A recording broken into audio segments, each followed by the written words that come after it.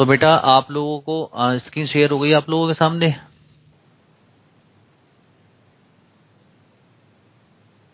Hello बच्चों, हो गई है। यस सर, हो गई। चलिए, तो ये मैंने आप लोगों को हार्ट की पोजीशन बता दी है, हार्ट वॉल्स के बारे में बता दिया है, external and internal structure of heart बताया है, वाल्व बताया है, सेप्टम्स के बारे में बता दिया, नोड के बारे में बता दिया, origin of heart beat and regulation of heart beat बता दिया, हार्ट साउंड के बारे में बता दिया। अब अगला नेक्स्ट टॉपिक है, वो क्या है बेटा? मैकेनिज्म ऑफ हार्ट, कि हार्ट किस तरीके से काम करता है। ठीक है, अब इस बात को समझना है आपको कि हार्ट किस तरीके से काम करता है। ठीक है, तो चलिए स्ट्रक्चर खोल लेते हैं।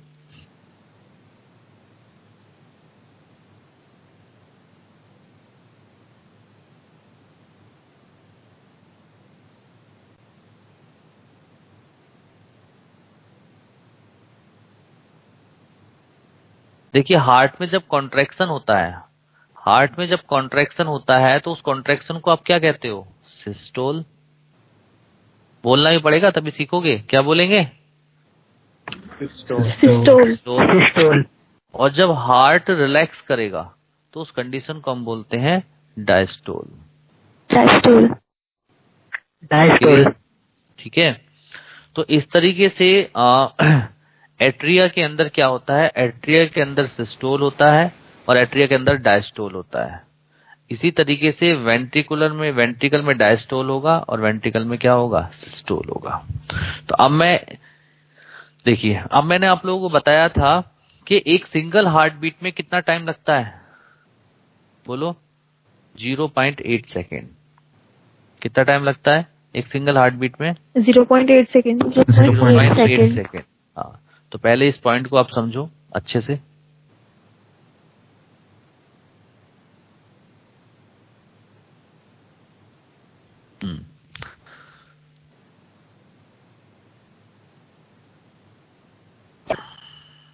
इधर देखिए, देखिए नंबर ऑफ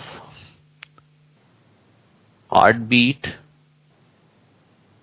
पर मिनट, यानी कि एक मिनट के अंदर नंबर ऑफ हार्ट बीट कितनी होती हैं?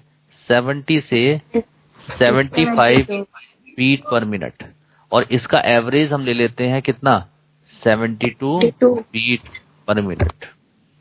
अरे बात समझ में आ रही है नहीं आ रही? बेटा बोलो, आप लोग ऐसे चुप नहीं रह सकते, चुप नहीं रहना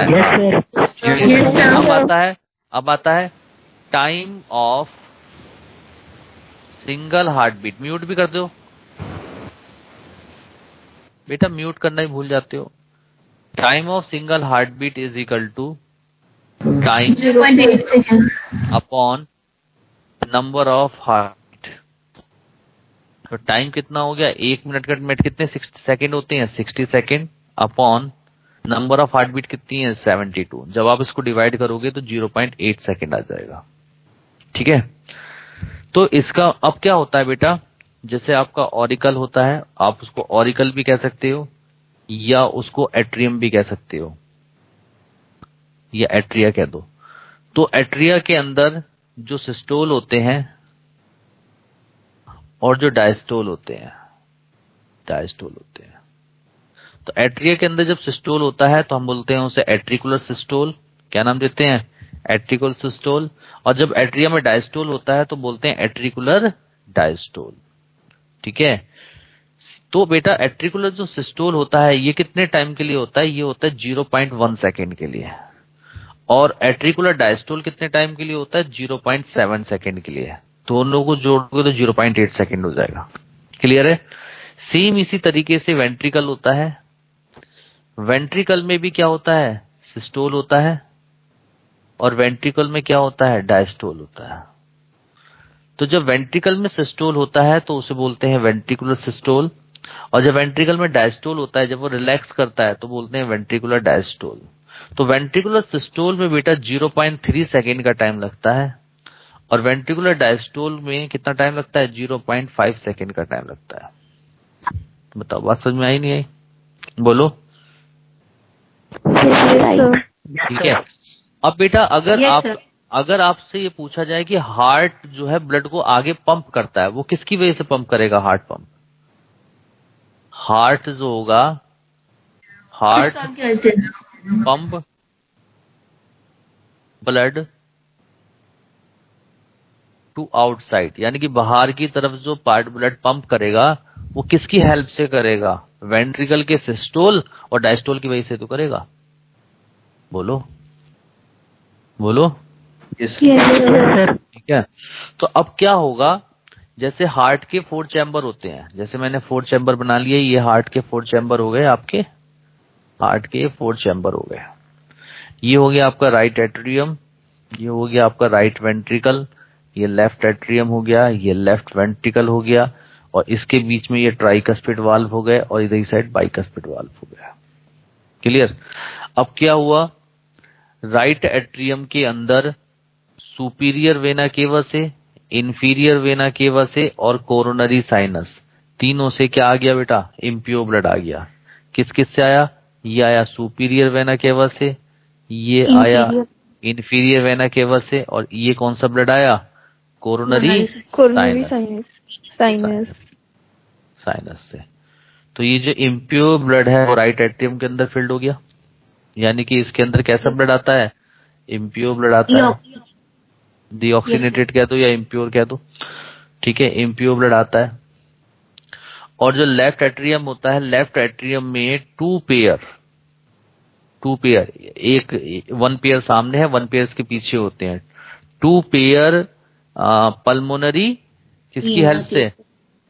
पल्मोनरी वेन, हाँ, पल्मोनरी वेन की हेल्प से जो प्योर ब्लड है वो आके यहाँ पे फिल्ड हो जाता है, प्योर ब्लड। लेकिन अब आप एक बात सोचो, यहाँ पर ब्लड तभी फिल्ड हो सकता है जब ट्राइकस्पिड और बाइकस्पिड वाल्व बिकम क्लोज। जब ये क्लोज हो जाएंगे तभी तो राइट एट्रियम और लेफ्ट एट्रियम में ब्लड फिल्ड होगा। बोलो हाँ या ना? यस सर, यस तो सर। यानी कि सबसे पहले फर्स्ट स्टेप क्या होगा? Before filling of blood in atria, tricuspid and bicuspid valve become closed. तो जैसे ही ट्राइकस्पिड बाइकस्पिड वाल्व क्लोज हो जाएंगे तो अब क्या होगा? राइट एट्रियम में इम्प्योर ब्लड आना शुरू हो जाएगा और लेफ्ट एट्रियम में प्योर ब्लड आना शुरू हो जाएगा। अब ये बताओ, जब एट्रियम के अंदर फिल्ड होगा तो उस समय प्रेशर बढ़ेगा घटेगा? बढ़ेगा सर, बढ़ेगा। हाँ हाँ, क्योंकि वॉल्यूम बढ़ेगा। तो जब प्रेशर बढ़ेगा तो उस प्रेशर की वजह से ट्राइकस्पिड और बाइकस्पिड वाल्व बिकम ओपन, ये ओपन हो जाएंगे। ठीक है, और जब ये ओपन हो जाएंगे, ठीक है, तो अच्छा, ब्लड फिल्ड होना, एट्रियम के अंदर जब ब्लड फिल्ड होगा तो उसे क्या बोलेंगे? Auricular diastole. क्या बोलेंगे? Auricular diastole. और जैसे जैसे ब्लड राइट एट्रियम में और लेफ्ट एट्रियम में फिल्ड होगा, ट्राइकस्पिड और बाइकस्पिड वाल्व बिकम ओपन, ये ओपन हो जाएंगे, जिसकी वजह से लगभग 75% ब्लड जो है वेंट्रिकल में आ जाएगा, जिसकी वजह से हो जाएगा वेंट्रिकुलर डायस्टोल। यानी कि अगर आपसे बोला जाए कि वेंट्रिकल्स में फिलिंग जो हुई है ब्लड की, वो 75% किसकी वजह से हुई है? ऑरिकुलर डायस्टोल की वजह से। नई बात समझ में आई? Yes sir. ठीक है, उसके बाद क्या होगा? रिमेनिंग जो 25% है, अब जो ये एट्रिया है, अब ये एट्रिया क्या करेगा? कॉन्ट्रैक्शन करेगा। तो रिमेनिंग जो 25% और जिसको बोलेंगे ऑरिकुलर सिस्टोल, उससे जो है 25% ब्लड इधर आ जाएगा, जिससे वेंट्रिकल्स 100% क्या हो जाएगा? ब्लड से फिल्ड हो जाएगा। नई बात समझ में आई? सर आ गई। आ गई? तो अब जब वेंट्रिकल पूरी तरीके से ब्लड से फिल्ड हो जाएगा तो अब वेंट्रिकल में क्या होगा? कॉन्ट्रैक्शन होगा, जिसको आप बोलोगे वेंट्रिकुलर सिस्टोल। और वेंट्रिकुलर सिस्टोल की वजह से ब्लड क्या है? बाहर की तरफ पंप हो जाएगा। ठीक है, तो जब वेंट्रिकुलर सिस्टोल होगा तो राइट साइड वाला जो ब्लड होगा, जिसको हम बोलेंगे इम्प्योर ब्लड, वो पल्मोनरी आर्टरी के अंदर एंटर कर जाएगा प्रेशर के साथ और लंग्स में प्योर होने के लिए चला जाएगा। ठीक है, और लेफ्ट साइड वाला जो ब्लड है, जिसको प्योर ब्लड बोलते हैं, वो एओर्टा के अंदर एंटर कर जाएगा और एओर्टा से बॉडी टिश्यू को डिस्ट्रीब्यूट हो जाएगा। बोलो यस या नो? Yes sir. ठीक है, अब आप एक बात सोचिए, अब आप सोचिए, जब ये वेंट्रिकुलर सिस्टोल होगा, जब वेंट्रिकल कॉन्ट्रैक्शन करेगा तो यहाँ पे प्रेशर इंक्रीज होगा डिक्रीज होगा? इंक्रीज होगा प्रेशर। वेंट्रिकल में इंक्रीज होगा। जब कॉन्ट्रैक्शन होगा तो प्रेशर इंक्रीज होगा ना, अरे हाँ या ना? Yes sir. ठीक है। यस अब सर। उस प्रेशर की वजह से अब क्या होगा, ये ट्राइकस्पिड वाल्व भी क्लोज हो जाएगा, बाइकस्पिड वाल्व भी क्लोज हो जाएगा और सेमी ल्यूनर वाल्व ओपन हो जाएंगे। और सेमी ल्यूनर वाल्व कहाँ पे प्रेजेंट होते हैं, मैंने आपको बताया था, at the opening of pulmonary artery and at the opening of aorta. Yes sir.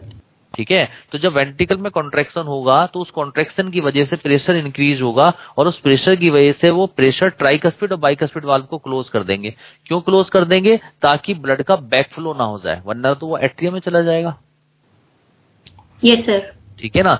तो tricuspid and bicuspid valve become closed and semi lunar valve become open, वो ओपन हो जाएंगे और ब्लड जो है एक प्रेशर के साथ किसमें एंटर कर जाएगा, राइट साइड वाला पल्मोनरी आर्टरी के अंदर एंटर कर जाएगा और लेफ्ट साइड वाला एओर्टा के अंदर एंटर कर जाएगा। बोलो यस या नो? Yes sir. ठीक है। सर। हाँ, तो जैसे भाई आप एक बात बताओ, जब किसी चीज को आप दबाते हो, जैसे सपोज गुब्बारे को आपने पानी भरा हुआ गुब्बारा, उसको दबाओगे तो बाहर की तरफ पानी बाहर निकलेगा ना, तो एक प्रेशर के साथ ब्लड एंटर करेगा। तो जब ब्लड प्रेशर के साथ एंटर करेगा तो वो ब्लड की वॉल के ऊपर क्या क्रिएट करेगा, एक प्रेशर क्रिएट करेगा। ठीक है। उस प्रेशर को हम नाम देंगे सिस्टोलिक प्रेशर। सिस्टोलिक प्रेशर क्यों कहा? क्योंकि ये वेंट्रिकुलर सिस्टोल की वजह से डेवलप हुआ है। तो ये सिस्टोलिक प्रेशर कैसा प्रेशर होगा? High pressure.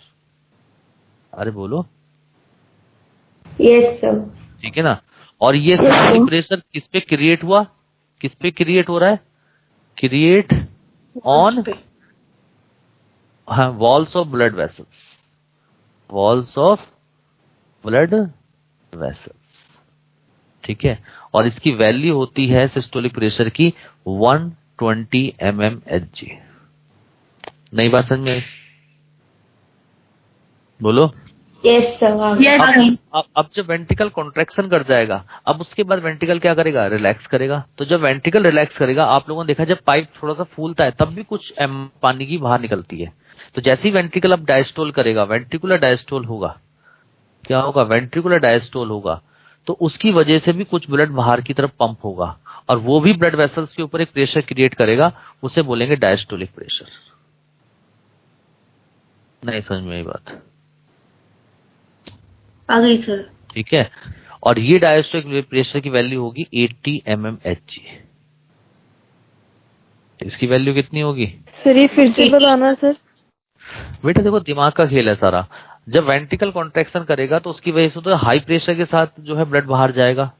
ठीक है। तो उसे बोलेंगे सिस्टोलिक प्रेशर। और जब उसके बाद वेंट्रिकल क्या करेगा? रिलैक्स करेगा। तो जब कोई आपने देखा जब पाइप फूलता है तो कुछ अमाउंट वाटर की फिर भी बाहर निकलती है। तो जब वेंट्रिकल रिलैक्स करेगा तो उस समय भी कुछ जो अमाउंट है ब्लड की वो हार्ट के बाहर निकलेगी। ठीक है। तो उस प्रेशर को आप बोलोगे डायस्टोलिक प्रेशर, क्योंकि वो वेंट्रिकुलर डायस्टोल की वजह से हुई है। तो वो प्रेशर हाई होगा, लो होगा? लो प्रेशर होगा। लो होगा सर। समझ पाइए? फिर से बताऊं? समझ गई सर। ठीक है। बात समझ में आई? तो बेटा इस तरीके से आप देखो, systolic pressure upon diastolic pressure, इसी को ही बोलते हैं ब्लड प्रेशर। तो सिस्टोलिक प्रेशर, इसीलिए जो नॉर्मल पर्सन होता है, कोई नॉर्मल पर्सन जो होता है, नॉर्मल जो ब्लड प्रेशर होता है वो होता है systolic pressure upon diastolic pressure और उसकी वैल्यू होती है 120/80। यानी कि कोई अगर नॉर्मल पर्सन है तो उसका ब्लड प्रेशर कितना आएगा? जल्दी बताओ। 120/80। 120/80। हाँ, 120/80। क्लियर? कहाँ चला गया? 120/80। इतना क्लियर हुआ आप लोगों को? बोलो। ठीक है। अब होता है what is pulse pressure? Pulse pressure क्या है? पल्स प्रेशर का मतलब होता है systolic pressure minus diastolic pressure, यानी कि 120 - 80 इज इक्वल टू 40 mmHg। ये होता है पल्स प्रेशर। नहीं समझ में आई बात आपको? यानी कि difference between systolic pressure and diastolic pressure is called pulse pressure. Clear है? Yes sir. बोलो।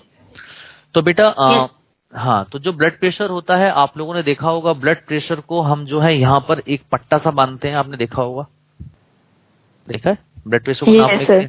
ठीक है, तो यहाँ Yes, पर sir. हाँ, तो यहाँ पर क्यों नापते हैं? क्योंकि यहाँ पर होती है लेफ्ट ब्रैकियल आर्टरी, और यहाँ पर लेफ्ट ब्रैकियल आर्टरी होती है, और वो left brachial artery just near to heart होती है। तो ऑब्वियस सी बात है, जो प्रेशर जो ज्यादा होगा वो हार्ट के ज्यादा नजदीक, जो सबसे ज्यादा नजदीक होगा उसमें प्रेशर ज्यादा होगा, जितना दूर होगा प्रेशर कम होगा।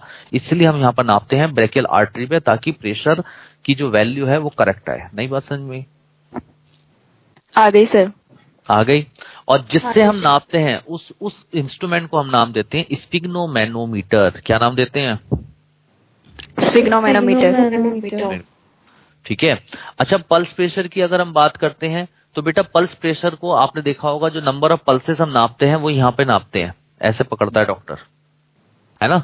This is called radial Yes, artery. sir. यहाँ जो रेडियस बोन होती है उसको जो आर्टरी होती है उसे बोलते हैं रेडियल आर्टरी। उस पे नंबर ऑफ पल्सेस देखते हैं। क्यों देखता है वो number of pulse radial artery पे? क्योंकि ये सुपरफिशियल होती है, ठीक है, यानी कि स्किन के जस्ट नियर होती है, तो आराम से क्या कर सकते हैं, उसको डिकोड कर सकते हैं। नहीं बात समझ में आई? Yes sir. Yes, आ गई सर. क्लियर? अच्छा, एक चीज और, अगर ये ब्लड प्रेशर जो है आपका, जो नॉर्मल ब्लड प्रेशर है वो है आपका 120/80, लेकिन अगर ये ब्लड प्रेशर बढ़कर किसी पर्सन का 140/90 हो जाए या उससे ऊपर हो जाए तो हम बोलते हैं हाई ब्लड प्रेशर, यानी कि हाइपरटेंशन। हाइपरटेंशन हो गई उसको, ठीक है। और अगर ये ब्लड प्रेशर रिड्यूस होकर 110/70 हो जाए तो हम बोलते हैं लो ब्लड प्रेशर, यानी कि हाइपोटेंशन। क्लियर है सबको? सर ये 140 Yes, वाला sir. लोगों के पास नॉर्मल में भी होता है ना? बेटा वो हेरिडिटरी होता है, वो एक अलग चीज है, ठीक है ना। मैं नॉर्मल पर्सन की बात कर रहा हूँ, ठीक है। वो जो आप है वो डेविएशन की बात कर रहे हो, वो एक अलग चीज है, वो आप मेडिकल कॉलेज में पढ़ना, यहाँ पे सिंपल पढ़ना है आप। सर, हाँ, सर पल्स और हार्ट बीट में क्या डिफरेंस है? क्या चीज? Number of pulses. पल्स. हाँ, नंबर ऑफ पल्सेस और जो हार्ट बीट होती है ऑलमोस्ट इक्वल होती है, ठीक है सर ना। मेन डिफरेंस क्या है दोनों में, मतलब डेफिनेशन वाइज देखे तो? मतलब डेफिनेशन वाइज जो देखेंगे आप लोग तो भाई नंबर ऑफ हार्ट बीट कैसे देखोगे? नंबर ऑफ हार्ट बीट देखोगे आप जितनी बार वेंट्रिकल ने कॉन्ट्रैक्शन किया, तो number of sir. Ventricular contraction is equal to number of heart beat. और नंबर Yes, ऑफ sir. जो, हाँ, नंबर ऑफ पल्सेस जो निकालेंगे वो डिफरेंस से निकालेंगे आप उसको। डिफरेंस है हाँ सर. हाँ, डिफरेंस से निकालेंगे सिस्टोलिक प्रेशर और डायस्टोलिक प्रेशर के, वो एक अलग होता है, उसका मैथमेटिकल फार्मूला लगा के निकाला जाता है। Okay sir. ठीक है, हाँ। तो इतनी बात आप लोगों को क्लियर हो गई सब लोगों को? बोलो। Yes sir. Yes sir. चलिए, अब एक पॉइंट होता है जिसको बोलते हैं stroke volume. Stroke volume, stroke volume को हम शॉर्ट फॉर्म में दिखाते हैं एसवी। स्ट्रोक वॉल्यूम क्या है? Volume of blood pumped by heart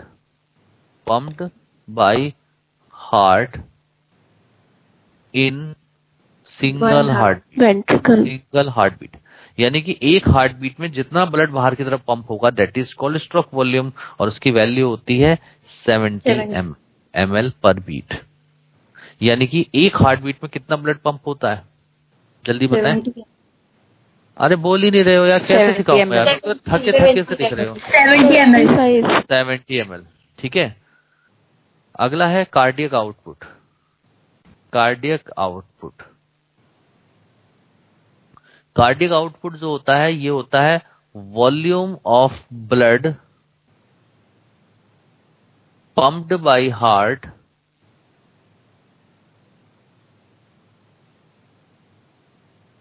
in 1 minute, यानी कि 1 मिनट में जितना ब्लड पंप होगा हार्ट से that is called cardiac output. तो cardiac output is equal to क्या होता है? Stroke volume into number of heart beat per minute. ठीक है, स्ट्रोक वॉल्यूम आप जानते हो 70 ml होता है, into number of heart beat होती है 72, दोनों की मल्टीप्लाई करोगे आ जाएगा 5040 ml, यानी कि अप्रोक्सीमेट 5 लीटर, यानी कि लगभग 5 लीटर जो ब्लड होता है वो 1 मिनट में पंप होता है हार्ट से। नई बात समझ में आई? That is called cardiac output. अरे समझ रहे हो आप, नहीं समझ पा रहे हो? Yes sir. ठीक है, हाँ। अब आप जानते हो, अब क्वेश्चन ये उठता है क्या कार्डियक आउटपुट को चेंज किया जा सकता है? बिल्कुल यस, कार्डियक आउटपुट को चेंज किया जा सकता है। क्योंकि आप अगर हम बात करें तो बेटा जब हम एक्सरसाइज करते हैं तो एक्सरसाइज की वजह से या कार्डियक एक्सरसाइज की वजह से हमारा जो स्ट्रोक वॉल्यूम है वो भी बदल सकता है और हमारी नंबर ऑफ हार्ट बीट है वो भी चेंज हो सकती हैं। तो यस अगर ये सर। दोनों चेंज हो जाएंगी तो कार्डियक आउटपुट भी चेंज हो जाएगा। तो इसका मतलब कार्डियक आउटपुट भी चेंज हो सकता है, स्ट्रोक वॉल्यूम भी चेंज हो सकता है, नंबर ऑफ हार्ट बीट भी चेंज हो सकती है। किसी की हार्ट बीट ज्यादा हो जाती है, किसी की कम हो जाती है, स्ट्रोक वॉल्यूम भी कम ज्यादा हो जाता है। ठीक है, तो इस यस वजह से क्या है, कार्डियक आउटपुट भी क्या हो सकता है, चेंज हो सकता है। तो कार्डियक आउटपुट जो होता है डिपेंड्स ऑन 3 फैक्टर्स। वैसे 3 फैक्टर्स ना कह के हम फॉलोइंग फैक्टर्स कहें ज्यादा अच्छा है। ठीक है, कौन कौन से फैक्टर्स हैं? सबसे पहले है एज। अगर आप एज की बात करें तो जो ओल्ड एज पर्सन होता है, cardiac output of old age person, old age person का क्या होगा, कम होगा cardiac output of young person. भाई यंग यस पर्सन का तो कार्डियक आउटपुट अच्छा होगा ना। Yes sir. ठीक है, अगर आप इसकी कंपेयर और इस किससे करते हैं, मेल और फीमेल से करते हैं, यानी कि सेक्स से करते हैं, तो कार्डियक आउटपुट ऑफ फीमेल जो होता है वो लेस होता है cardiac output of male male. Sir. इसीलिए मेल आदमी की जो कैपेसिटी होती है काम करने की ज्यादा होती है, क्योंकि जितना ब्लड पंप होगा उतनी ही एनर्जी और उतनी ही ऑक्सीजन मिलेगी, तो वर्किंग कैपेसिटी भी इंक्रीज होती है। ठीक है, थर्ड यस सर। नंबर पे बात करते हैं एक्सरसाइज। तो अगर एक्सरसाइज की हम बात करें, एक्सरसाइज की बात देखें, तो जो कार्डियक आउटपुट ऑफ एथलीट होते हैं, जो एथलीट पर्सन होते हैं, उनकी कार्डियक आउटपुट हमेशा ग्रेटर होता है cardiac output of normal person. जो नॉर्मल सर। पर्सन है, जैसे हम लोग हैं, हमारा कार्डियक आउटपुट कम होता है, जबकि एथलीट का कार्डियक आउटपुट ज्यादा होता है। और कितना ज्यादा होता है? 5 टाइम्स ग्रेटर। अब आप कहोगे 5 टाइम ग्रेटर का मीनिंग क्या हुआ? यानी कि अगर हमारा कार्डियक आउटपुट 5 लीटर है पर मिनट, तो उनका होगा 25 लीटर पर मिनट। अरे नहीं, बात समझ में आई? Yes sir. सब कुछ समझ में आ रहा है? अरे कुछ तो बोल दो भगवान के समय, तो मैं इतने सुस्त आ रहे यस हैं, सर। ऐसा लग रहा है Yes, जैसे sir. मैं इस कंप्यूटर को पढ़ा रहा हूँ, लैपटॉप को पढ़ा रहा हूँ, ऐसा लग रहा है कि ये डॉक्टर बन जाएगा कल। ठीक है, यस आ रहा है। खाना पीना नहीं मिलता क्या सुबह सुबह तुम्हें? मम्मी पापा नहीं देते खाने पीने को? देखो अब सोचेंगे कि मिला है या नहीं मिला है, सोच लो, आराम से सोच के बता दो। सर। भाई बहुत ही गमों में रहते हो तुम लोग, तो बड़े गमों के सागर हो तुम तो। मिला है सर, खा के बैठे हैं। खाते रहते हो, बोलो भी तो फिर खाने का फायदा क्या है? तो आज से थोड़ा लेट सो के उठे तो भी कुछ खाने को नहीं मिला। हाँ तो खाने को तो बेटा कुछ सर भी खा लो। कॉफी पी के बैठ जाते हैं और क्या। हाँ कॉफी पीने का खाने- टाइम नहीं था। ठीक है ना।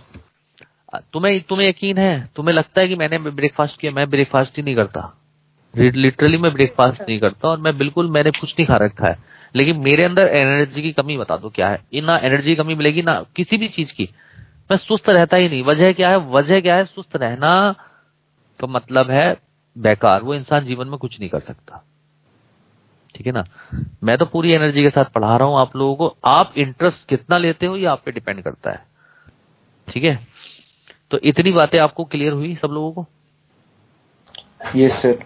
Yes, sir. Yes sir. अगर आप लोगों को स्क्रीनशॉट लेना है इसका तो वो भी ले सकते हैं, जो मैंने समझाया है ले लीजिए आप स्क्रीनशॉट, बाकी सब वहां पे नोट्स पे लिखा हुआ भी है। ले लिया? Yes sir. ये भी ले लीजिए स्क्रीनशॉट।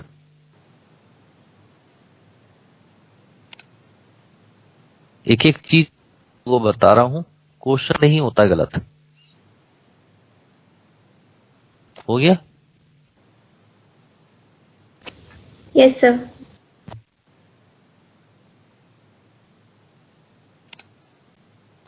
Sir done. ठीक है, अच्छा एक पॉइंट और छोटा सा बता देता हूं मैं यहाँ पर, जिसको बोलते हैं जॉइंट डायस्टोल। क्या बोलते हैं? Joint Joint diastole. Joint diastole. ठीक है, अब आप देखो यहाँ पर अगर टाइम की बात करो तो देखो डायस्टोलिक पीरियड जो है दोनों का ज्यादा है। वेंट्रिकुलर डायस्टोल का भी 0.5 सेकेंड है, और एट्रिया का जो है एट्रियल डायस्टोल का भी कितना है 0.7 सेकेंड। इसका मतलब हार्ट ज्यादातर रिलैक्सिंग कंडीशन में रहता है, डायस्टोलिक फेज में रहता है। अरे बोलो। Yes sir. Yes sir. एक ऐसी कंडीशन आ जाती है जिसमें एट्रिया भी रिलैक्स कर रहा होता है और वेंट्रिकल भी रिलैक्स कर रहा होता है, यानी कि दोनों ही डायस्टोलिक फेज में होते हैं, तो उसको बोलते हैं जॉइंट डायस्टोल। मैं फिर से बता रहा हूं, वो स्टेट जिसमें हार्ट का एट्रिया और वेंट्रिकल्स दोनों डायस्टोलिक फेज में रहते हैं, उस को हम बोलते हैं जॉइंट डायस्टोल, और उसकी वैल्यू होती है 0.4 सेकेंड। बताओ समझ में आया या नहीं आया? सर फिर से यस सर, आ गया। प्रॉब्लम थी। आ गया सर। वो स्टेज जिसमें हार्ट रिलैक्सिंग स्टेज में रहता है, यानी कि डायस्टोलिक स्टेज में रहता है पूरा का पूरा हार्ट, उस स्टेज को बोलते हैं जॉइंट डायस्टोल। ठीक है? अरे बोलो। Yes sir. Yes sir. भाई Yes, sir. बहुत ही सुस्त हो यार तुम तो। इतना सुस्त आदमी को पढ़ा रहा हूं मैं। मतलब मेरे गले में दर्द हो गया, तुम बोलते ही नहीं हो। मैं तुम्हें खराब पढ़ाना स्टार्ट करूंगा अब, तब होगे ठीक। तुम स्टार्ट कर देता हूँ खराब पढ़ाना, तुम्हें पता भी नहीं लगेगा। No sir. नहीं यही है तुम लोगों का। तुम लोग नहीं ज्यादा ही वो हो रहे हो, बोलते ही नहीं हो।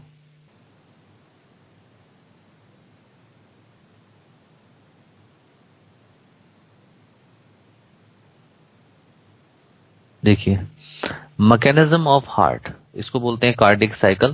तो देखो ये बताया था, number of heart beat in normal healthy person is 70 से 75 बीट पर मिनट, लगभग 72 बीट पर मिनट लेते हैं हम एवरेज।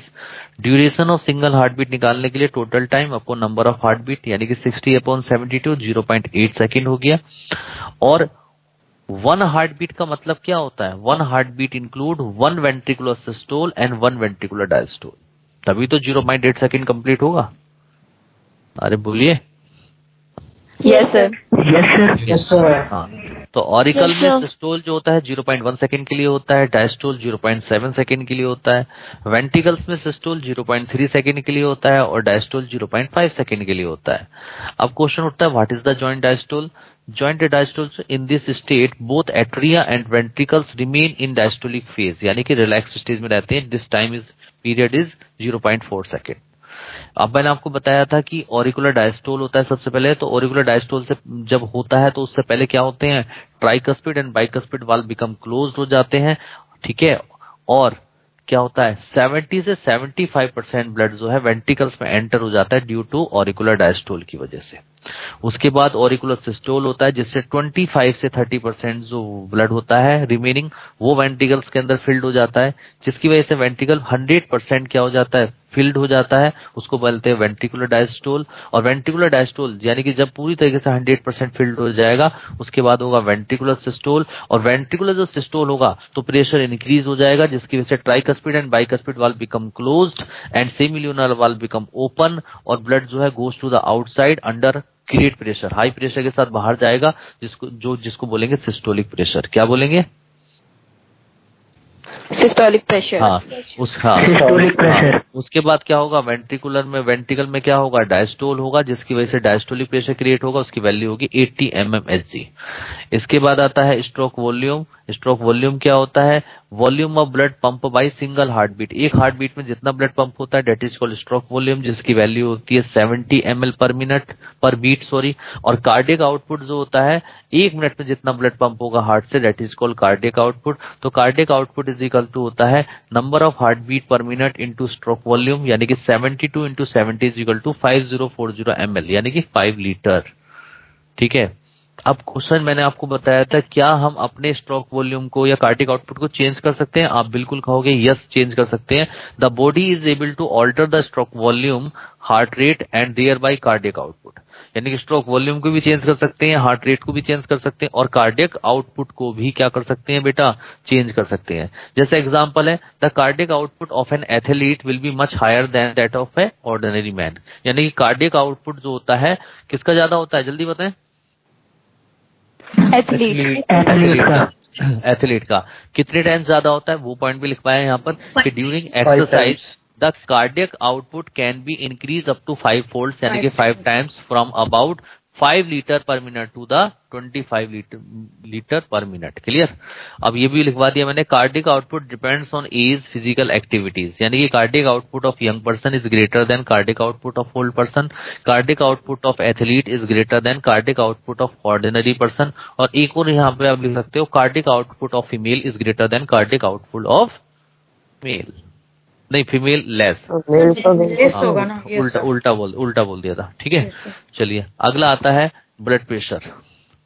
तो ब्लड प्रेशर को सबसे पहले डिस्कवर्ड किसने किया था? Blood pressure first discovered bye Stanley, scientist का नाम था स्टैनले, और किसमें देखा गया था? सबसे पहले हॉर्स के अंदर देखा गया था। ठीक है, एक नॉर्मल हेल्थी पर्सन के अंदर ब्लड प्रेशर कितना होता है? 120/80। 120 है सिस्टोलिक प्रेशर, 80 है डायस्टोलिक प्रेशर। ठीक है, अच्छा अगला है blood pressure is measured eight left brachial artery. मैंने कहा था ना लेफ्ट ब्रेकियल आर्टरी पे नापते हैं by an instrument called sphygmomanometer. क्या बोलते हैं उसको?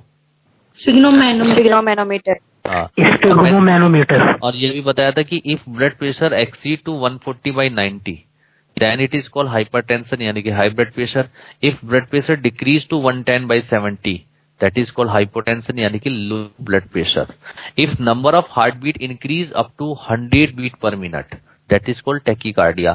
भाई नॉर्मल हार्ट बीट होती है 72, अगर वो 100 बीट पर मिनट या उससे ज्यादा हो जाए तो बोलते हैं टेकीकार्डिया। क्या बोलते हैं? Tachycardia। और अगर if number of heart beat decrease to 60 beat per minute यानी कि घट के 72 से 60 हो जाए या उससे कम हो जाए तो बोलेंगे ब्रेडिकार्डिया। ठीक है, चलिए अगला आता है pulse pressure. It is the difference between systolic and diastolic pressure, यानी कि pulse pressure is equal to 120 - 80 is equal to 40 mmHg। और नंबर ऑफ पल्सेस कितनी होती है? 70 to 90 पर मिनट होती हैं। And pulse is recorded at radial artery, मैंने आपको बताया था। ठीक है, हाँ। इसके बाद आता है नोट पॉइंट पे ratio between systolic pressure, diastolic pressure and pulse pressure is 3:2:1। क्योंकि देख लो रख लो, सिस्टोलिक प्रेशर 120 था, डायस्टोलिक प्रेशर 80 था, पल्स प्रेशर 40 था। तो 40 से कर लो, सबको डिवाइड कर दो तो कितना कितना आ जाएगा? 3:1। ठीक है, चलिए अब तो बताइए आपको मैकेनिज्म ऑफ हार्ट समझ में आई अच्छे से नहीं आई? Yes sir. ठीक है, Yes, sir। चलिए जो नेक्स्ट टॉपिक अब हमारा आता है वो है इलेक्ट्रोकार्डियोग्राम। ठीक है, देखो ईसीजी जो है बेटा, ईसीजी को फर्स्ट डिस्कवर्ड बाय एंथोवन साइंटिस्ट का नाम था एंथोवन, यानी कि ईसीजी को सबसे पहले डिस्कवर्ड किया था एंथोवन साइंटिस्ट ने। ठीक है, अब क्या होता है बेटा, सबसे पहले आप लोगों ने अपनी मूवीज में या फिर रियल लाइफ में भी आपने देखा होगा, जब आप कभी हॉस्पिटल में गए होंगे या किसी आईसीयू में आपने देखा होगा तो एक कंप्यूटर सा लगा रहता है, देखा है आप लोगों ने? Yes sir. और उस कंप्यूटर के ऊपर पल्सेस चलती रहती हैं, इस तरीके की वेव्स दिखाई देती रहती हैं। ठीक है, 3 तरीके की वेव्स दिखाई देती है वहां पर। पी दिखती है, एक तो पी वेव्स दिखती है, एक QRS वेव दिखती है और एक टी वेव दिखती है। 3 वेव्स होती हैं उस पे। ठीक है, तो जो कंप्यूटर होता है, ठीक है, जो मॉनिटर होता है या कंप्यूटर होता है उसको बोलते हैं इलेक्ट्रोकार्डियोग्राफ। और उसके ऊपर जो ग्राफिकल रिप्रेजेंटेशन आती है वेव्स की, उस ग्राफिकल रिप्रेजेंटेशन को हम बोलते हैं इलेक्ट्रोकार्डियोग्राम। यानी कि इलेक्ट्रोकार्डियोग्राम क्या है? ग्राफिकल रिप्रेजेंटेशन ऑन मॉनिटर, यानी कि मॉनिटर के ऊपर जो ग्राफिकल रिप्रेजेंटेशन आ रही है, यानी कि जो ग्राफ आ रहा है उसको हम बोलेंगे इलेक्ट्रोकार्डियोग्राम। और उस मशीन को या उस मॉनिटर को हम नाम देंगे इलेक्ट्रोकार्डियोग्राफ।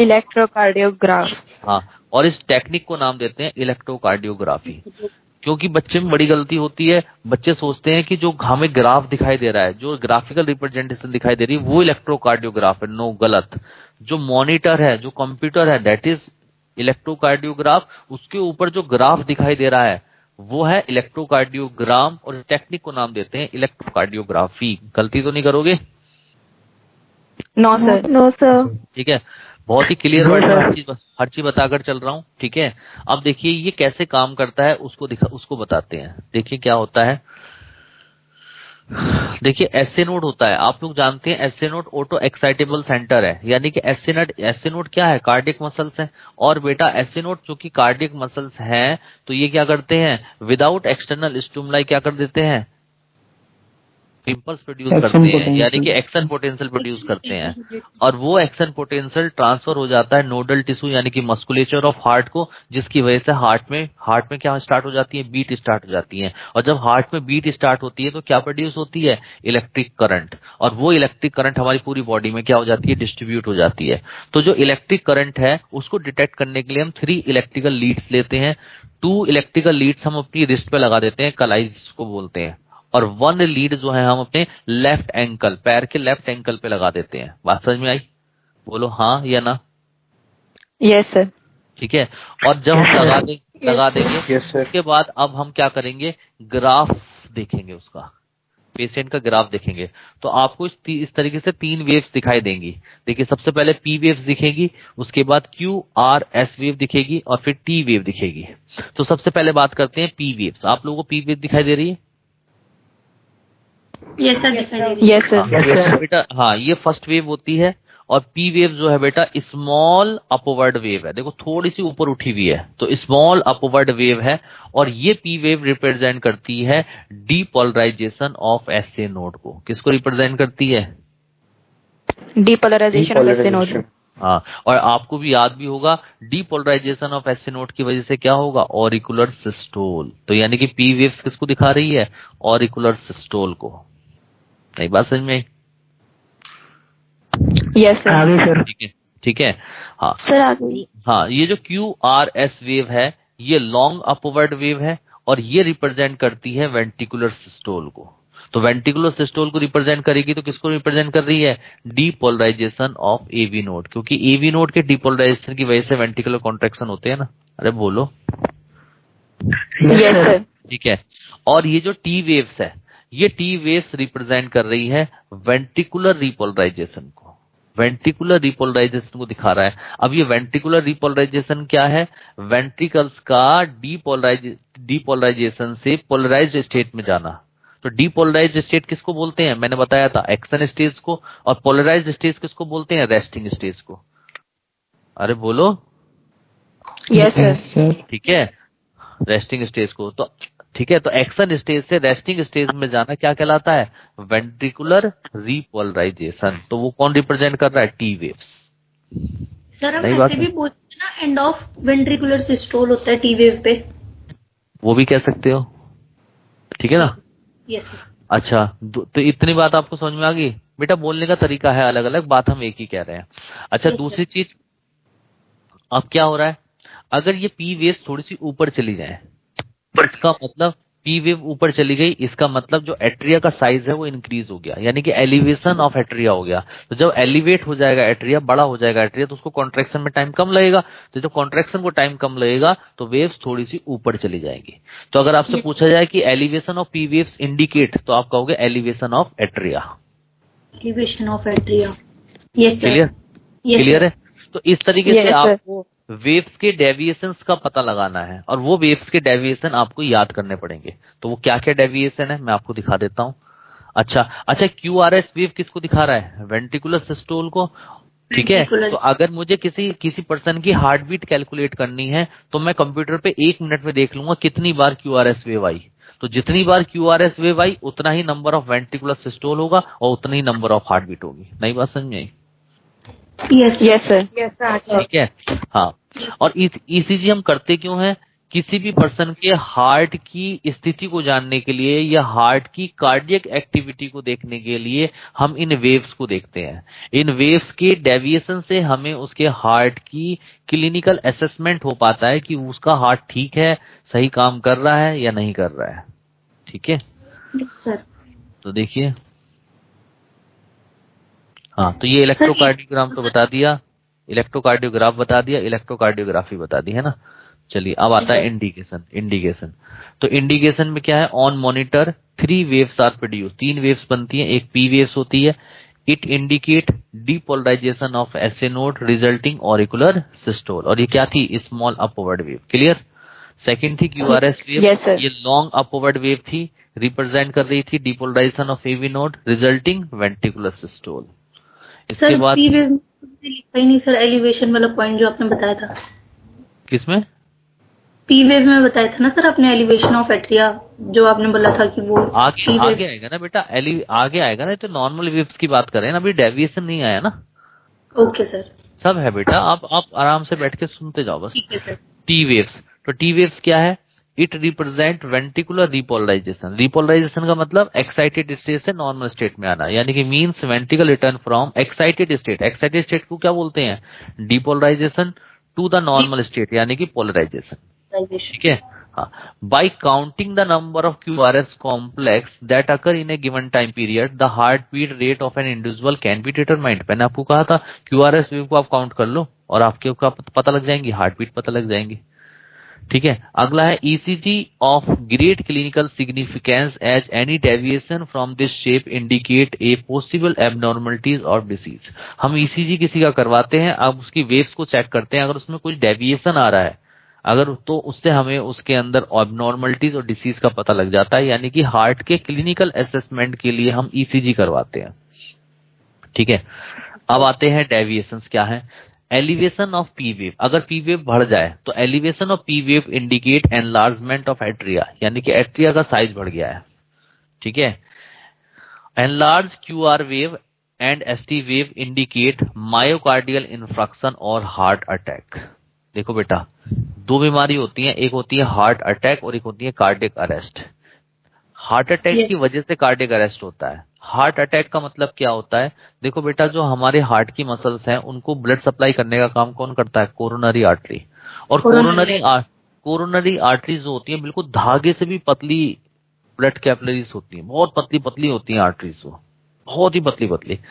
अब उतनी पतली पतली जो आर्टरीज हैं वो हार्ट की मसल्स को ब्लड सप्लाई कर रही हैं, लेकिन जो लोग ज्यादा फैट वैट इनटेक करते हैं या जिनकी बॉडी के अंदर कोलेस्ट्रॉल ज्यादा बनता है, वो कोलेस्ट्रॉल क्या करता है? ब्लड प्रेशर को मेंटेन करने का काम करता है। तो वो क्या करते हैं? कोरोनरी आर्टरी की जो ल्यूमन है उसके चारों तरफ डिपोजिट होता रहता है कोलेस्ट्रॉल। तो डिपोजिशन होने की वजह से कोरोनरी आर्टरी की जो ल्यूमन है वो क्या हो जाएगी? नैरो हो जाएगी, नैरो होती चली जाएगी। और जितनी वो नैरो होगी, जितनी वो क्लोज होती जाएगी, उतनी ही ब्लड सप्लाई हार्ट की मसल्स को कम होती चली जाएगी। एक ऐसी कंडीशन आ जाएगी कि पूरी की पूरी जो कोरोनरी आर्टरी है उसकी ल्यूमन पूरी ब्लॉक हो जाएगी, जिसकी वजह से हार्ट की मसल्स को ब्लड सप्लाई नहीं होगी। और जब हार्ट की मसल्स को ब्लड सप्लाई नहीं होगी तो हार्ट ब्लड सप्लाई ना होने की वजह से हार्ट की मसल्स को ना तो न्यूट्रिशन मिलेगा और ना ही ऑक्सीजन मिलेगा, जिसकी वजह से हार्ट की मसल्स क्या हो जाएंगी? डेड हो जाएंगी। और हार्ट की मसल्स डेड होने की वजह से हार्ट अटैक होता है, उसे ही बोलते हैं हार्ट अटैक। ठीक है, अब कहते हैं हम किसी से कि देखो इसको फर्स्ट हार्ट अटैक पड़ा है, अब इसका केवल ना 45% जो है हार्ट काम करता है, इसका मतलब 55% हार्ट की जो मसल्स है वो क्या हो चुकी है? डेड हो चुकी है फर्स्ट हार्ट अटैक में। अरे बात समझ में आ रही है नहीं आ रही है? Yes sir. Yes sir. ठीक है, हाँ। Yes sir. और एक पॉइंट होता है कार्डियक अरेस्ट। कार्डियक अरेस्ट का मतलब क्या होता है? कार्डियक अरेस्ट का मतलब होता है suddenly stoppage of heart beat. अगर किसी की हार्ट बीट एकदम से रुक जाए तो उसको बोलते हैं कार्डियक अरेस्ट। आप लोगों ने फिल्मों में देखा होगा कि कार्डियक अरेस्ट जब होता है तो एकदम से कंप्यूटर में स्ट्रेट लाइन आ जाती है, यानी कि कोई वेव्स नहीं आती, इसका मतलब हार्ट बीट प्रोड्यूस होनी बंद हो चुकी है। That is called cardiac arrest. अरे क्लियर है सर? क्या रीजन है इसका? Yes sir.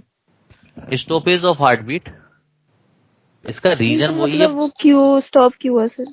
हार्ट मसल्स बंद हो गई ना, हार्ट डेड हो गई ना, हार्ट की मसल्स डेड हो गई। मायोकार्डियल इन्फार्क्शन क्या है? बेटा ना धज्जियां जो उड़ाते हैं ना, धज्जियां जिसे कहते हैं, ठीक है ना, दिमाग नहीं लगाओगे। ठीक है, अब मैं बिल्कुल इतने प्यार से एक एक चीज बता रहा हूँ, डांट खाओगे तुम डॉक्टर बनने जा रहे हो, कंपाउंडर नहीं हो। एक एक पॉइंट को समझो जो मैं कह रहा हूँ। बहुत आराम आराम से मैंने चीज बताई थी। मैंने ये कहा था कि हार्ट की जो मसल्स हैं उनको ब्लड सप्लाई कर रहे हैं हम लोग। ठीक है, कोरोनरी आर्टरी, अगर कोरोनरी आर्टरी ब्लॉक हो जाए, बंद हो जाए, तो उसकी वजह से क्या होगा? हार्ट की मसल्स को ब्लड नहीं मिलेगा तो ऑक्सीजन और न्यूट्रिशन नहीं मिलेगी, तो हार्ट की मसल्स डेड हो जाएंगी, तो क्या हो जाएगा? हार्ट अटैक हो जाएगा। अब जैसे सपोज मैंने कहा हार्ट अटैक की वजह से 55% जो है हार्ट खराब हो गया, यानी कि 45% हार्ट काम कर रहा है। इसका मतलब ये है कि 55% हार्ट की जो मसल्स हैं वो डेड हो चुकी हैं, केवल 45% की मसल्स जो हैं वो क्या कर रही हैं? वर्क कर रही हैं।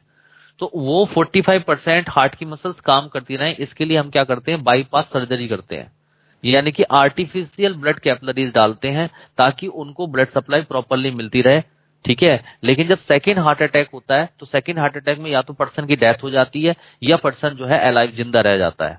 जिंदा वो तभी रह पाता है जब 45% जो बची थी उसमें से 10% और डेड हो, यानी कि इसका मतलब अभी जो हार्ट है वो 35% काम कर रहा है। ठीक है, तो आदमी पर्सन बच भी सकता है और नहीं भी। क्लियर। तो इस तरीके से क्या है कि हार्ट की मसल्स रेगुलर फॉर्म में क्या होती जा रही है, डेड होती जा रही हैं। तो इसकी वजह से एक समय ऐसा भी आ सकता है कि complete stoppage of heart beat ही प्रोड्यूस होना बंद हो जाए, तो उसे बोलेंगे हम कार्डियक अरेस्ट। तो यानी कि हार्ट अटैक की वजह से कार्डियक अरेस्ट होता है। नई बात समझिए। यस सर, आ गई सर मैं एक चीज Yes, sir. सर ठीक है, हाँ बोलो। सर जैसे आपने बाईपास वाला बताया सर, एक ये भी होता है ना कि डॉक्टर बोलते हैं कि स्टंट डाल देता है, वो बैलूनिंग करते हैं। वो बेटा स्टंट जो डालते हैं पैरों से डालते हैं, स्टंट वो एक अलग चीज होती है। जैसे अगर किसी को 1 या 2 कोरोनरी आर्टरी जो है ब्लॉक है तो हम उसमें स्टंट डालते थे। स्टंट क्या होता है, एक तरह से रिंग होता है, वो रिंग जाके वहां फंस जाता है और उसको वो खोल के रखता है। रिंग चला जाता है वहां पे, उसे खोल के रखता है ताकि ब्लड सप्लाई होती है। अब तुम किसी डक्ट कोई अगर डक्ट है, अब उसके तुम अंदर रिंग डाल दो तो फिर वो सिकुड़ेगा नहीं, जब सिकुड़ेगा नहीं तो ब्लड सप्लाई होती रहेगी। सर 45% अगर भी खराबी हो तो भी स्टंट डाल देता ना? डाल देते हैं, लेकिन बाईपास सर्जरी जरूरी है उन लोगों के लिए। स्टंट से काम नहीं चलता, फिर हमें बाईपास सर्जरी करनी पड़ती है आर्टिफिशियल ब्लड। हाँ बेटा, खाने पीने से ही होता है। घी तेल खाओ पता लगेगा। ठीक है। हाँ सर, अगर जैसे फर्स्ट हार्ट अटैक आया है उसके बाद हो सकता है कि ठीक हो जाए पर्सन, कभी उसको फिर ना आए कुछ भी हो सकता है, मे बी अगर वो कंट्रोल कर ले तो। अरे छोड़ो डॉक्टर साहब, जब मेडिकल कॉलेज में नहीं पढ़ोगे क्या ये सब चीजें? है यहीं पढ़ लोगे तो फिर तो यहीं से इलाज स्टार्ट कर दोगे। क्यों डॉक्टर साहब? ठीक हेलो, है सर। ऐसा है, ऐसा है, डॉक्टर काफी सारी चीजों को रेकमेंड करता है। वो कहता है कि आप लोग डाइट कम लो, डाइट प्रॉपर्ली, फैट कम लो, ठीक है, और बहुत सारी चीजें वो मतलब आप अगर उस चीज को फॉलो करोगे तो पर्सन को कोई दिक्कत नहीं आएगी।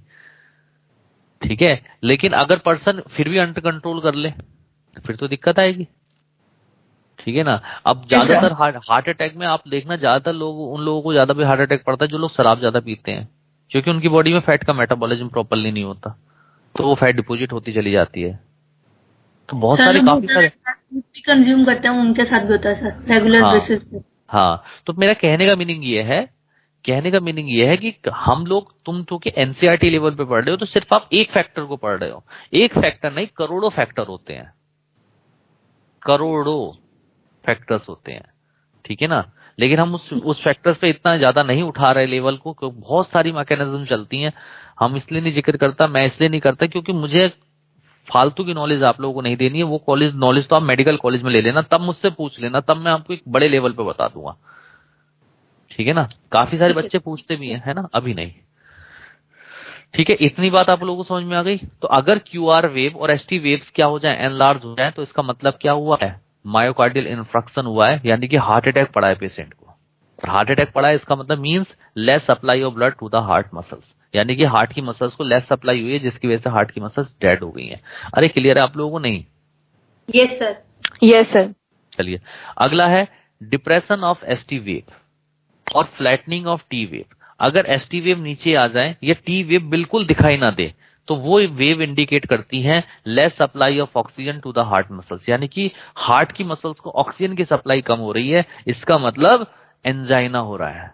जब हार्ट की मसल्स को ऑक्सीजन कम सप्लाई होती है तो आपके चेस्ट के अंदर क्या होता है, एक पेन होता है, उस पेन को बोलते हैं एंजाइना पेक्टोरिस। क्या बोलते हैं? Angina pectoris. हाँ। अगला है द मॉनिटरिंग मशीन, जिसको हम बोलते थे electrocardiograph, makes the sound pip pip pip P indicate cardiac arrest, यानी कि स्टॉपेज ऑफ हार्ट बीट। आप लोगों ने देखा होगा फिल्मों में एकदम से आवाज, कंप्यूटर पर आवाज आती है पी, और एकदम स्ट्रेट लाइन हो जाती है, that is called cardiac arrest. Clear है? बोलो। Yes sir. Yes sir. तो Yes, क्या आप Yes, लोगों को ईसीजी समझ में आया? अच्छे से ईसीजी बढ़िया समझ में आया, एकदम क्लियर हुआ? Yes sir. ठीक है। क्वेश्चन देखो गलत नहीं होगा, क्वेश्चन गलत नहीं होगा, शर्त यह है कि बिल्कुल खो जाओ जैसे सागर में खो जाता है आदमी, मैं बिल्कुल खो कर पढ़ाई करो। ठीक है ना। चलिए, अगली बीमारी है हार्ट डिसऑर्डर। ठीक है, चलिए आप लोगों में से किसको हाइपरटेंशन की प्रॉब्लम है, बताओ किसको ज्यादा गुस्सा आता है?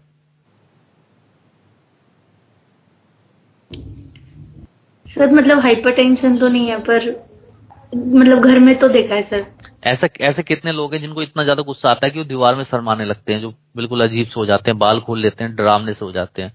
है आप में से कोई ऐसा? अरे बोलो। एक तो ना मजा नहीं आता, बच्चे नहीं इंटरेक्शन करते हैं। मैं हूँ। मेरे को गुस्सा आता है इतना। इतना गुस्सा आता है? अब देखो, हाँ हाँ, लेकिन अब देखो इस गुस्से का इफेक्ट कहाँ पड़ता है, अब उस चीज को सीखना है आप लोगों को। देखो, हंसते हंसते कट जाएंगे रास्ते वाली बात है, यहाँ पर देखते जाओ चीजें। पहली बीमारी का नाम है hypertension. Hypertension, blood pressure can be elevated to 140/90 and this condition is called hypertension. मैंने आपको कहा था जब ब्लड प्रेशर 120/80 से राइज करके 140/90 चला जाए, दैट इज कॉल्ड हाइपरटेंशन। और हाइपरटेंशन का जो इफेक्ट है बेटा, वो वाइटल ऑर्गन्स पे इफेक्ट पड़ता है। देखो लिखा हुआ है, hypertension affect vital organs like brain, kidney, but does not affect the lungs. Lungs पे इफेक्ट नहीं आता हाइपरटेंशन का, लेकिन किस पे इफेक्ट आता है? ब्रेन पर, किडनी पर और हार्ट पर।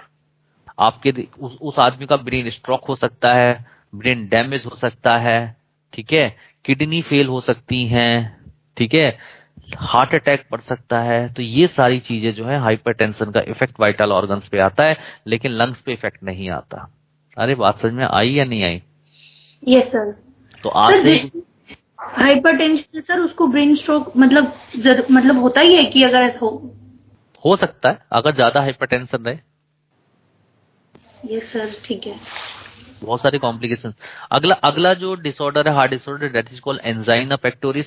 What is angina pectoris? मैंने अभी जस्ट आपको बताया था कि अगर हार्ट की मसल्स को ऑक्सीजन की सप्लाई कम हो जाए तो आपके चेस्ट में एक पेन होने लगता है, उस पेन को हम नाम देते हैं एंजाइना पेक्टोरिस।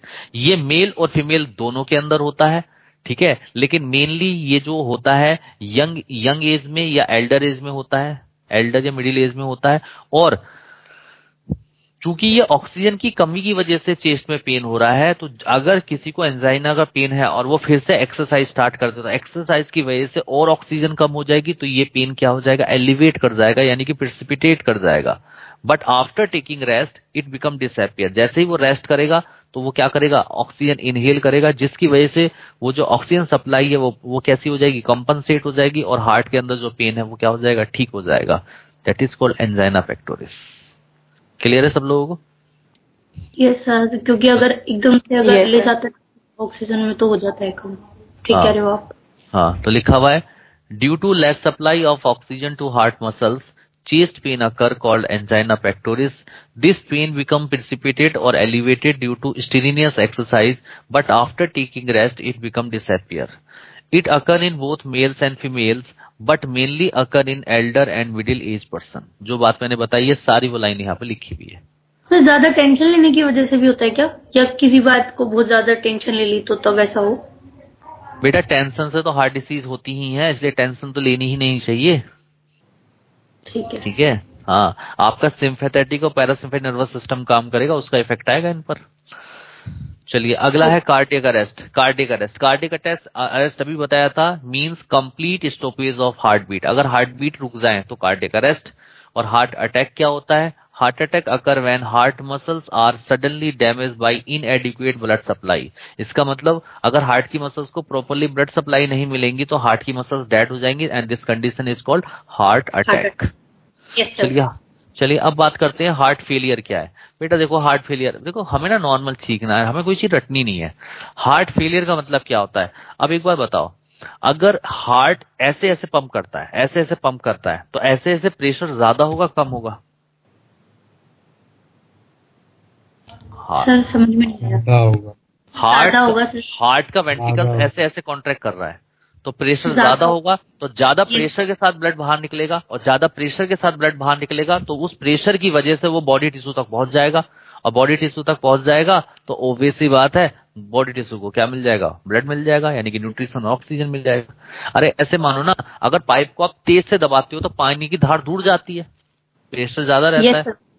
अगर आप उसको धीरे से दबाओ तो क्या पानी की धार तो यहीं गिर जाएगी, वो आगे जाएगी नहीं। अरे बोलो। यस यस सेम इस सर। तरीके से वेंट्रिकल्स है, वेंट्रिकल्स में अगर कॉन्ट्रेक्शन फास्ट होंगे, तेज होंगे, तो प्रेशर ज्यादा होगा, प्रेशर ज्यादा होगा तो बॉडी टिश्यू तक पहुंचेगा ब्लड, ब्लड फ्लो। और ब्लड फ्लो जब वहां पहुंचेगा तो तभी तो बॉडी टिश्यू को क्या मिलेगी, ब्लड मिलेगा। लेकिन अगर हार्ट हार्ट इस तरीके से कॉन्ट्रैक्ट करे, धीरे धीरे कॉन्ट्रैक्ट करे, तो क्या प्रेशर एक्सर्ट करेगा? No sir. नो। तो जब प्रेशर एक्सर्ट नहीं करेगा तो हार्ट से जो ब्लड बाहर आएगा वो प्रेशर के साथ आएगा नहीं, तो वो बॉडी टिश्यू तक पहुंच नहीं पाएगा, जिसकी वजह से बॉडी टिश्यू की जो रिक्वायरमेंट है ब्लड की वो पूरी नहीं हो पाएगी, उसे न्यूट्रिशन और ऑक्सीजन नहीं मिलेगा। This condition is called heart failure. नहीं बात समझ में आई? यस सर आ गई कि दूसरी पंप तो बात- कर रहा होता है, कम कर रहा होता है। हाँ। यस अब सर। दूसरी कंडीशन सुनिए, अब हार्ट के अंदर ब्लड आएगा तभी तो हार्ट आगे की तरफ ब्लड पंप करेगा। Yes sir. अगर लेगा हाफ ब्लड तभी तो आगे भेजेगा। और Yes, हार्ट के sir. अंदर ब्लड कहाँ से आ रहा है? लंग से आ रहा है। तो अगर लंग्स में कंजेशन हो जाए, ऑब्स्ट्रक्शन हो जाए, या कोई ब्लॉकेज हो जाए, कोई रुकावट हो जाए, तो ब्लड प्रॉपरली लेफ्ट एट्रियम में आके फिल्ड नहीं हो पाएगा। लेफ्ट एट्रियम में नहीं फिल्ड होगा तो एओर्टा के अंदर नहीं जाएगा ब्लड, और जब एओर्टा में ब्लड नहीं जाएगा तो ब्लड जो है सप्लाई नहीं होगा बॉडी टिश्यू को। Yes sir. हाँ, this is called congestive heart failure condition. क्या बोलते हैं? Congestive heart failure. तो वही लिखा है देखो, heart failure, it is the state of heart when it does not pump blood effectively enough to meet the needs of the body. यानी कि जितनी बॉडी की नीड है उतना ये ब्लड पंप इफेक्टिवली नहीं कर पाता। This condition is called heart failure. It is sometimes called congestive heart failure because congestion of lungs is the one of the main symptom of this disease. Congestion का मतलब होती है रुकावट। अगर lungs में कोई ऐसी रुकावट आ जाए जिसकी वजह से ब्लड हार्ट के अंदर फिल्ड ना हो पाए, तो हार्ट आगे की तरफ ब्लड पंप नहीं कर पाता, तो उस कंडीशन को हम नाम देते हैं कंजेस्टिव हार्ट फेलियर। बताइए समझ में आया या नहीं आया? Yes sir. चलिए अगला आता है सर बेटा, आ गया। हाँ, coronary artery disease. Coronary artery disease को शॉर्ट फॉर्म में लिखते हैं CAD। आप लिख सकते हैं यहाँ पर कैपिटल CAD। C का मतलब कोरोनरी, A का मतलब आर्टरी, D का मतलब डिसीज, और इसको बोलते हैं एथेरोस्क्लेरोसिस। क्या बोलते हैं बेटा? एथेरोस्क्लेरोसिस। हाँ, ठीक है। अब होता क्या है, बड़ा आसान है, कुछ भी नहीं है। क्या होता है, अगर कोरोनरी आर्टरी के अंदर किसी भी चीज का डिपोजिशन हो, चाहे वो कैल्शियम हो, चाहे वो फाइब्रस टिश्यू हो, चाहे वो कोलेस्ट्रॉल हो, ठीक है, कोई भी चीज अगर कोरोनरी आर्टरी की ल्यूमन के चारों तरफ डिपॉजिट हो, तो कोरोनरी आर्टरी की ल्यूमन नैरो होगी। यस या नो? Yes sir. नैरो हो जाएगी, है ना? Yes, sir. तो जब वो नैरो हो जाएगी तो उस डिसीज को हम नाम देते हैं कोरोनरी आर्टरी डिसीज। और उसी की वजह से हार्ट का कोई भी डिसऑर्डर हो सकता है, हार्ट अटैक भी हो सकता है, कार्डियक अरेस्ट भी हो सकता है, हार्ट फेलियर, कुछ भी हो सकता है। नहीं बात समझ में आई? यस सर आ गई। ठीक है। Yes, sir. तो यानी कि प्राइमरी जो सिम्टम होता है वो कैड है, यानी कि कोरोनरी आर्टरी डिसीज। तो लिखा है, it affect the vessels at supply blood to the heart muscles. It is caused due to deposition of calcium, fat, cholesterol and fibrous tissue in the arteries supplying the heart musculature. Musculature मतलब muscles. The deposition makes the lumen of arteries narrower. बताइए समझ में आई नहीं आई? Yes sir आ गई। ठीक है, yes सब sir. लोगों को समझ में आया? यानी कि हार्ट डिसऑर्डर हमने कौन कौन से पढ़े? हमने हाइपरटेंशन पढ़ा, हमने एंजाइना पेक्टोरिस पढ़ा, हमने कार्डियक अरेस्ट पढ़ा, हमने हार्ट अटैक पढ़ा, हमने हार्ट फेलियर पढ़ा, और हमने कोरोनरी आर्टरी डिसीज पढ़ा। क्लियर हो गए? छह के छह डिसऑर्डर आप लोगों को? Yes sir. ठीक है, चलिए तो हार्ट आपका कंप्लीट हो चुका है। ये बताइए हार्ट आपको अच्छे से समझ में आया या नहीं आया? Yes sir. अच्छे से आया था। Yes sir. तो देखो, Yes, sir. हाँ, तो मैं आप लोगों को एक बार दिखा देता हूँ। एक एक पॉइंट पे मैंने काम किया है, मैं अपनी तरफ से पूरी जिम्मेदारियों के साथ पढ़ा रहा हूँ। ठीक है, आप देखिए, मैंने पोजीशन ऑफ हार्ट बताई थी, हार्ट वॉल्स बताई थी, external and internal structure of heart बताया था, वाल्व बताया था, सेप्टम्स बताए, सारे नोट्स बताए, origin and regulation of heart beat बताया, हार्ट साउंड्स बताई, मैकेनिज्म ऑफ हार्ट जिसमें मैंने auricular diastole, systole, ventricular diastole, systole and joint diastole बताया, stroke volume, cardiac output, blood pressure और पल्स प्रेशर बताया, ईसीजी बता दिया, और हार्ट डिसऑर्डर बता दिया। पूरा हार्ट आपका क्लियर हो गया? Yes sir. कंप्लीट। ठीक है। यस हाँ, सर। आपका क्वेश्चन रुक नहीं सकता, बस शर्त यह है कि आपको इतना पढ़ना है, अच्छे से याद करना है। ठीक है, चलिए अब कुछ अलग अलग टॉपिक्स हैं जो हम यहाँ पर पढ़ेंगे। ठीक है, देखिए पहले एक बात करते हैं ब्लड की। बेटा ब्लड टॉपिक मैं ऑलरेडी आप लोगों को एनिमल हिस्टोलॉजी में पूरा पढ़ा चुका हूं, बार बार एक चीज को पढ़ने का कोई मीनिंग नहीं होता, ठीक है। मैंने वहां पर आपको ब्लड भी पढ़ाया है, ब्लड प्लाज्मा पढ़ाया है, मैंने आपको वहां पर ब्लड सेल्स पढ़ाई है, मैंने आरबीसी बताई है, डब्ल्यूबीसी बताई है, डब्ल्यूबीसी के टाइप सारे बताए हैं, वहां पे प्लेटलेट्स बताई हैं। तो आप यहाँ पर आप एक पॉइंट लिख लो, blood already discuss in animal histology. ये एक वर्ड लिख लो आप, ताकि आपको ये याद रहे कि हम ब्लड एनिमल हिस्टोलॉजी में पढ़ चुके हैं। क्लियर है? बोलो। यस सर, लिख लिया। ठीक है, चलिए अब आता है बेटा ब्लड ग्रुप। ब्लड ग्रुप, तो बेटा ब्लड ग्रुप को सबसे पहले जो डिस्कवर किया था उस साइंटिस्ट का नाम था कार्ल लैंडस्टीनर, पूरा नाम था। It was first discovered by Karl, केवल यहाँ पे कार्ल लिखा हुआ है, आप चाहो तो कार्ल लैंडस्टीनर भी लिख सकते हो। तो ठीक है, कार्ल लैंडस्टीनर ने इसको डिस्कवर्ड किया था, ठीक है। अब बेटा देखो, ब्लड ग्रुप के एंटीजन्स और एंटीबॉडीज कहाँ होती हैं? तो बेटा जो एंटीजन्स होते हैं ब्लड ग्रुप के, वो प्रेजेंट होते हैं सरफेस ऑफ आरबीसी सेल्स पर। कहाँ प्रेजेंट मिलते हैं बेटा, जल्दी बताओ। Surface of RBCs. हाँ, और उन एंटीजन्स के अगेंस्ट जो एंटीबॉडीज बनती है वो कहाँ बनती है? Blood plasma. Blood plasma. तो दोनों की पोजीशन समझ में आ गई। अगर आपसे पूछे कि एंटीजन्स कहाँ प्रेजेंट होते हैं तो आप कहोगे सरफेस ऑफ आरबीसी सेल्स। अगर आपसे पूछे एंटीबॉडीज कहाँ बनती हैं तो आप बोलोगे ब्लड प्लाज्मा, ब्लड प्लाज्मा के अंदर बनती हैं। क्लियर है सब लोगों को? Yes sir. चलिए अगला टॉपिक आता है टाइप्स ऑफ ब्लड ग्रुप, कि ब्लड ग्रुप कितने टाइप का होता है, ठीक है। तो देखो यहाँ पे मैंने टेबल में ही ऑलमोस्ट सारी चीजें ओके कर दी हैं। टाइप्स ऑफ ब्लड ग्रुप, उसके बाद उसके एंटीजन्स क्या हैं, एंटीबॉडीज क्या हैं, उसका जीनोटाइप्स क्या होते हैं, और ब्लड ट्रांसफ्यूजन, सारे टॉपिक एक ही लाइन में क्लियर है। तो 4 तरीके का बेटा ब्लड ग्रुप हमारी बॉडी में मिलता है। एक मिलता है A blood group, B blood group, A B blood group और ओ ब्लड ग्रुप, ठीक है। और ए ब्लड ग्रुप के अंदर एंटीजन होता है ए और एंटीबॉडी होती है बी। बी ब्लड ग्रुप में एंटीजन होता है बी और एंटीबॉडी होती है ए। ए बी ब्लड ग्रुप के अंदर एंटीजन होता है ए बी और एंटीबॉडी होती है नील, यानी कि इसकी कोई एंटीबॉडीज नहीं बनती। और ओ जो होता है, ओ के अंदर एंटीजन नहीं होता, ठीक है, और इसके अंदर एंटीबॉडी होती है ए बी। क्लियर है सब लोगों को? Yes sir, clear. अब एक छोटा सा point, A B blood group जो होता है ये यूनिवर्सल रिसिपिएंट होता है। यूनिवर्सल रिसिपिएंट का मतलब यानी कि ये किसी का ब्लड भी ले सकता है, कोई भी ब्लड ये ले सकता है। यानी कि ए बी को चाहे आप ए ब्लड ग्रुप दे दो, चाहे बी ब्लड ग्रुप दे दो, चाहे ए बी ब्लड ग्रुप दे दो, चाहे ओ ब्लड ग्रुप दे दो, ए बी सारे ब्लड ग्रुप को क्या कर सकता है? रिसीव कर सकता है। इसीलिए इसको यूनिवर्सल रिसिपिएंट कहा। नई बात समझ में आई? आ गई सर। अब आप कहोगे सर ऐसी क्या बात है, ए बी में ऐसी क्या खास बात है कि ये ब्लड ग्रुप सभी ब्लड ग्रुप को ले पा रहा है? क्योंकि ए बी के अगेंस्ट एंटीबॉडीज नहीं बनती, और जब एंटीबॉडीज नहीं बनती तो कोई किल नहीं कर पाएगा इस चीज को। तो इसका मतलब ये सारे ब्लड को क्या कर सकता है? रिसीव कर सकता है। नई बात समझ में? ठीक है। और ओ ब्लड ग्रुप जो होता है ये यूनिवर्सल डोनर होता है, यानी कि ओ ब्लड ग्रुप आप किसी को भी दे सकते हो। यानी कि चाहे ओ ब्लड ग्रुप आप ए को दे दो, चाहे बी को दे दो, चाहे ए बी को दे दो, चाहे ओ को दे दो, किसी को भी ब्लड ग्रुप दे दो, ओ ब्लड ग्रुप। इसीलिए इसको बोलते हैं यूनिवर्सल डोनर। नई बात समझ में? आ गई सर। सर ओ नेगेटिव होता है ना यूनिवर्सल? तो बेटा उस चीज को छोड़ दो, निगेटिव पॉजिटिव को, जो मैं बता रहा हूँ सिर्फ उतनी बात पढ़ो। अभी निगेटिव पॉजिटिव हटा दो अभी, है ना? इतनी बात समझ में आई? Yes sir. ठीक है, यूनिवर्सल डोनर, ठीक है।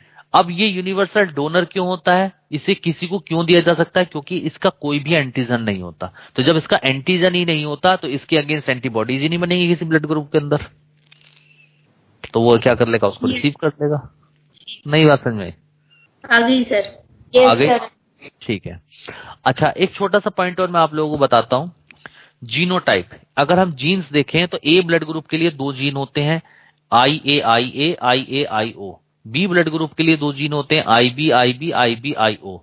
ए बी के लिए एक जीन होता है आई बी, और ओ के लिए जीनोटाइप होता है आई ओ। तो बताओ टोटल जीनोटाइप कितने हो गए?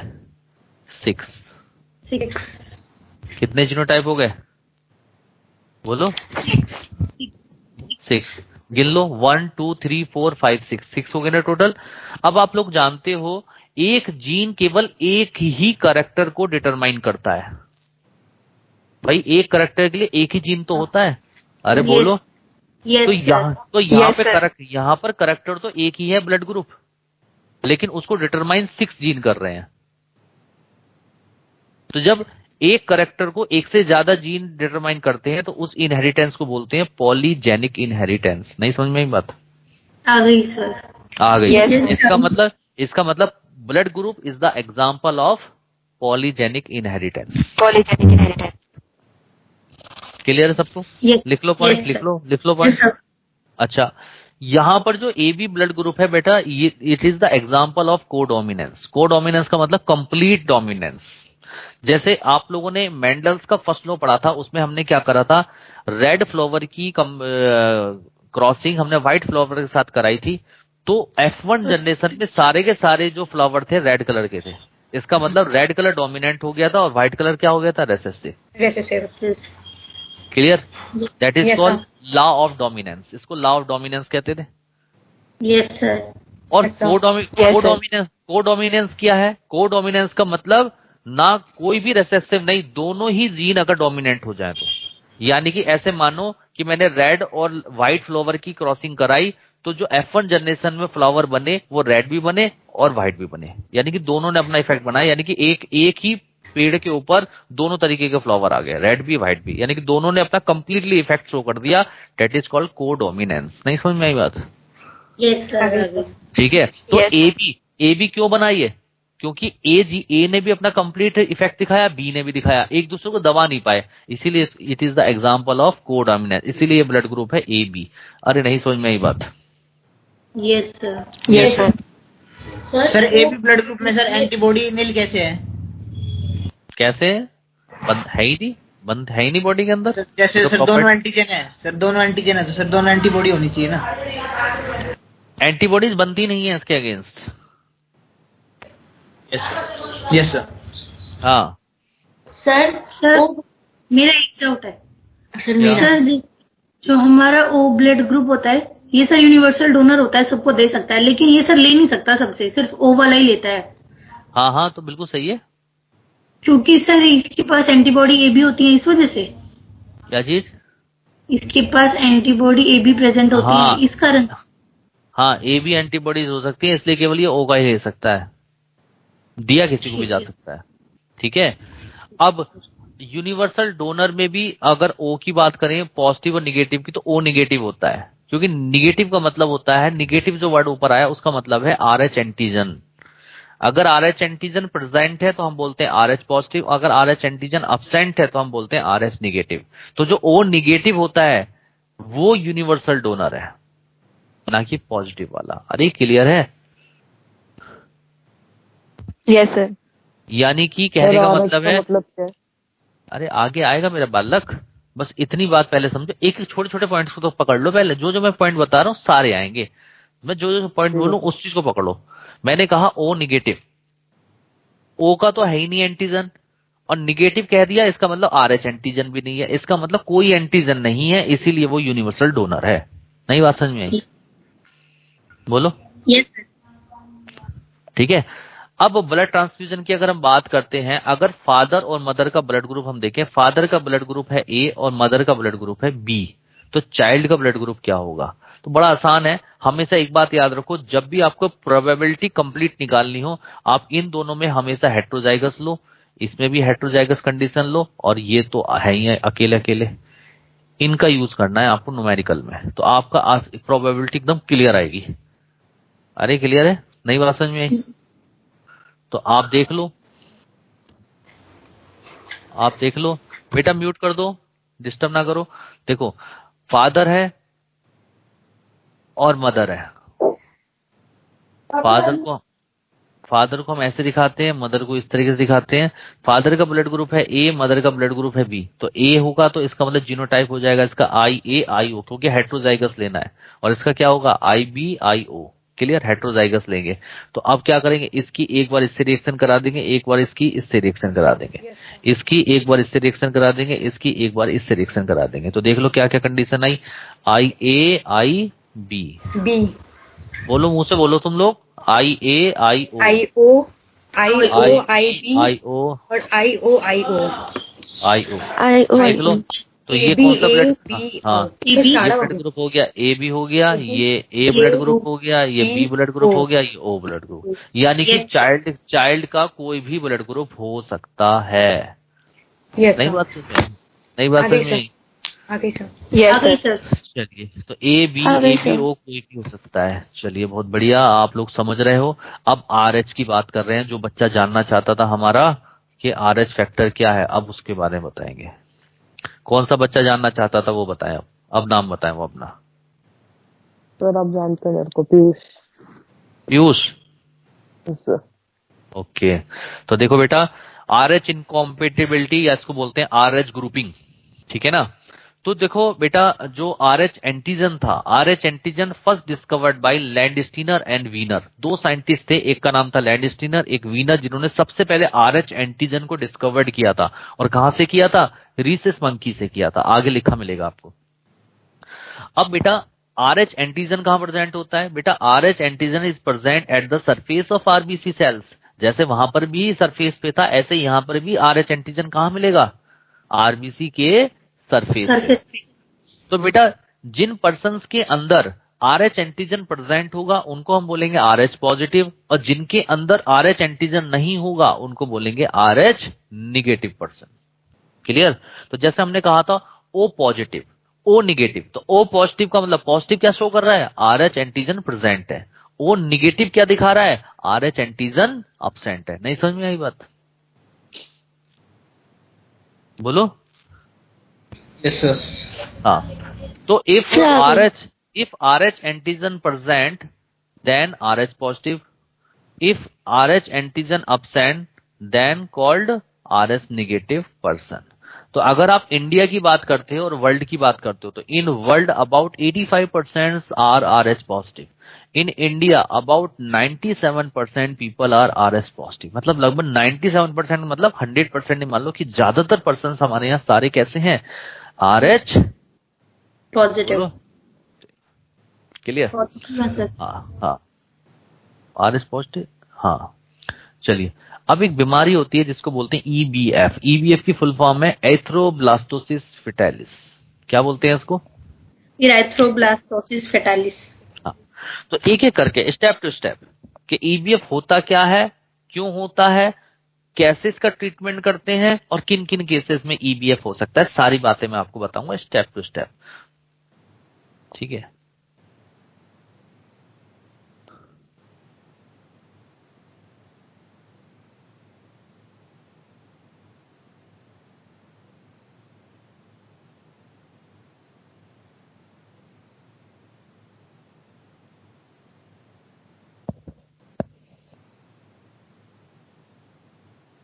दिख रहा है ना सबको? Yes sir. Yes sir. थोड़ा सा मिटा देते हैं, इससे सबको क्लीन कर देते हैं।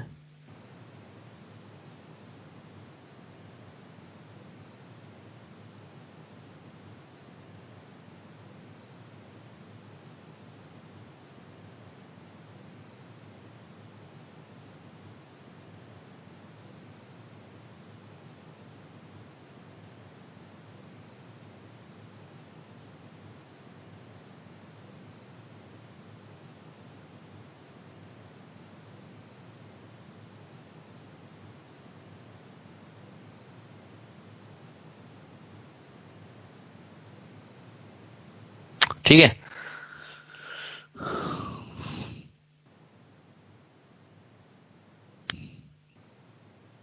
देखिए, अब हम आपको मैं बता रहा हूं आप लोगों को EBF। EBF की फुल फॉर्म होती है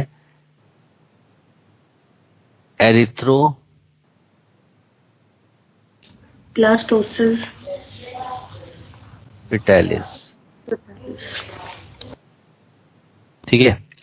एरिथ्रोब्लास्टोसिस फेटालिस। ध्यान से समझिएगा, बिल्कुल मजा आ जाएगा आप लोगों को। देखिए, यस। हाँ, ये जो बेटा क्या है कि जो हर एक एनिमल्स का अपना एक गैस्ट्रेशन पीरियड होता है। Gestation period. अब आप कहोगे what is gestation period? Gestation period होता है प्रेगनेंसी पीरियड, जितने टाइम का प्रेगनेंसी रहती है, that is called gestation period. ठीक है, यानी कि गैस्ट्रेशन पीरियड, अगर हम ह्यूमन की बात करें, ह्यूमन गैस्ट्रेशन पीरियड की बात करें, तो ह्यूमन का गैस्ट्रेशन पीरियड कितने टाइम का होता है? 9 मंथ। 9 months। 9 मंथ का। ठीक है, तो 9 मंथ की क्या रहती है ह्यूमन के अंदर? प्रेगनेंसी रहती है, प्रेगनेंसी रहती है। ठीक है, तो 9 मंथ जब तक प्रेगनेंसी रहती है, उस वक्त जो फीटस होता है, ये फीटस है और ये है क्या? यूट्रस। तो यूट्रस की बेटा 3 वॉल्स होती हैं, मैं ज्यादा 3 वॉल्स में ऐसे ही दिखा दिया। सबसे बाहर की जो वॉल्स होती है, डेट इज कॉल्ड पेरीमेट्रियम। ठीक है, उसके बाद बीच वाली लेयर को बोलते हैं मायोमेट्रियम, मायोमेट्रियम, और जो अंदर वाली को बोलते हैं एंडोमेट्रियम, एंडोमेट्रियम। और जो एंडोमेट्रियम वॉल्स होती है बेटा, इसके अंदर प्रेजेंट होती हैं ब्लड वेसल्स, यानी कि इसके अंदर ब्लड सप्लाई रहती है। Yes sir. क्लियर? तो अब क्या होता है, जो ये फीटस होता है, ये अच्छा, यूट्रस का ये जो पार्ट दिखाई दे रहा है, ये पार्ट है फंडस पार्ट। कौन सा पार्ट है? फंडस। फंडस। ये जो पार्ट दिखाई दे रहा है, दिस इज कॉल्ड बॉडी, इसको बॉडी बोलते हैं। और ये जो दिख रहा है, दिस इज कॉल्ड सर्विक्स, ये सर्विक्स वाला पार्ट है। और ये जो दिख रहा है, this is called vagina. Clear है? और सर्विक्स और वेजाइना मिलकर ये बना देती है बर्थ कैनाल। ठीक, अब क्या होता है, जब फीटस फीटस का जब प्लेसेंटा अटैच होता है, तो फंडस पार्ट में क्या होगा, ऐसे अटैच होता है। देखो मैं आप लोगों को दिखा देता हूं पहले बनाकर। जैसे यहां पर ये तो एंडोमेट्रियम वॉल हो गई, इस तरीके से मैंने आपकी एंडोमेट्रियम वॉल बना दी। ये एंडोमेट्रियम वॉल है। और एंडोमेट्रियम वॉल के अंदर, एंडोमेट्रियम वॉल के अंदर ये जो मैंने बनाया नीले कलर का, ब्लू कलर का, ठीक है, तो बेटा जो फीटस होता है, फीटस की सबसे आउटर मोस्ट जो कवरिंग होती है, उसको बोलते हैं कोरियन लेयर। क्या बोलते हैं?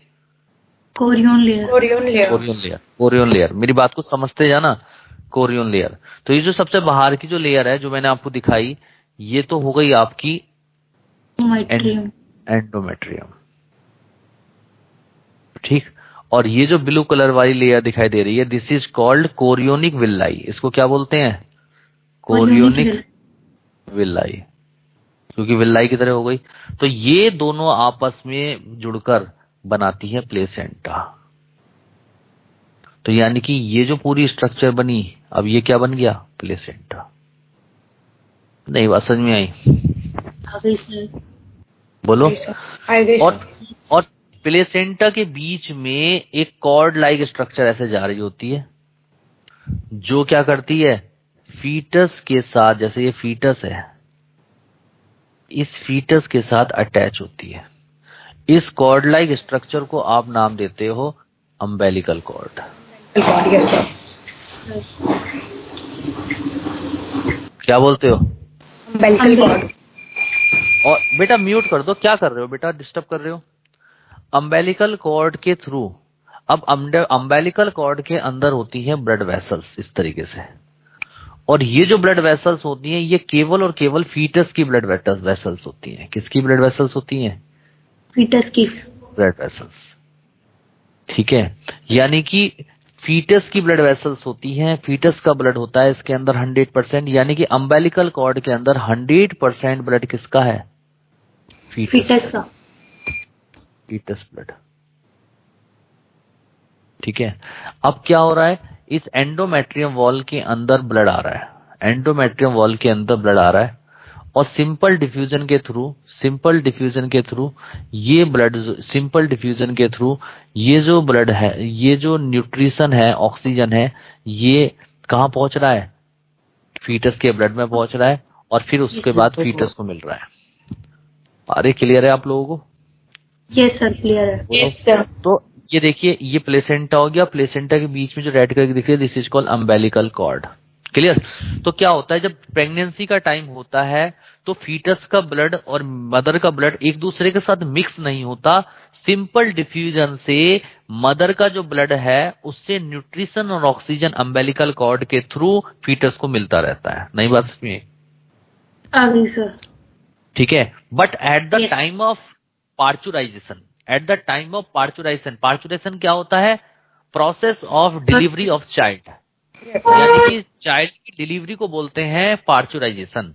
तो जब बच्चे का डिलीवरी का टाइम आता है, तो जब चाइल्ड डिलीवर होता है तो उस समय क्या होगा, ये प्लेसेंटा क्या हो जाएगा, ब्रेक हो जाएगा, टूट जाएगा। ठीक है। और जैसे ही प्लेसेंटा ब्रेक होगा तो प्लेसेंटा ब्रेक होने की वजह से मदर का ब्लड और फीटस का ब्लड एक दूसरे के साथ मिक्स हो जाएगा। नई बात समझ में आई? सर ब्रेक होने के बाद कैसे मिक्स होगा? बेटा देखो, सारा खेल बेटा दिमाग का है। आप एक बार देखो, प्लेसेंटा जो है बेटा किससे बन रहा है, एंडोमेट्रियम वॉल के अंदर फीटस की आउटर मेम्ब्रेन ही तो मर्ज कर रही है। तो Yes. जब प्लेसेंटा ब्रेक होगा तो एंडोमेट्रियम वॉल भी तो रप्चर होगी, और एंडोमेट्रियम वॉल जब रप्चर होगी, जब वो भी तो टूटे के अलग होगी, तो क्या ब्लड फीटस का और उसका ब्लड मिक्स नहीं हो पाएगा? हो जाएगा सर। बोलो। Yes sir. बाकी बच्चे नहीं बोल रहे कुछ भी? Yes, sir. ठीक है। तो जब at the time of child birth placenta break होगा तो foetus blood and mother's blood mix to each other, एक दूसरे के साथ मिक्स हो जाएगा। अब उस मिक्सिंग की वजह से दिक्कत क्या आएगी, अब उस बात को समझो। अब क्या होगा, अगर मदर है RH निगेटिव और बच्चा है RH पॉजिटिव, तो इसकी वजह से दिक्कत क्या आएगी बेटा। RH निगेटिव मदर है तो क्या इसकी बॉडी के अंदर RH एंटीजन है? No sir. RH एंटीजन क्या है, अब्सेंट। ठीक है। तो जब पार्चुरेशन के टाइम पे मदर ब्लड और फीटस ब्लड एक दूसरे के साथ मिक्स होगा, तो ये जो फीटस के अंदर RH एंटीजन है ये मदर के अंदर एंटर कर जाएगा। क्या एंटर कर जाएगा, RH एंटीजन। किस में एंटर कर जाएगा, मदर के ब्लड में। अरे नहीं, बात समझ में आई? Yes, तो जब मदर के ब्लड के अंदर RH एंटीजन आ जाएगा तो वो मदर की बॉडी के लिए फॉरेन बॉडी का काम करेगा।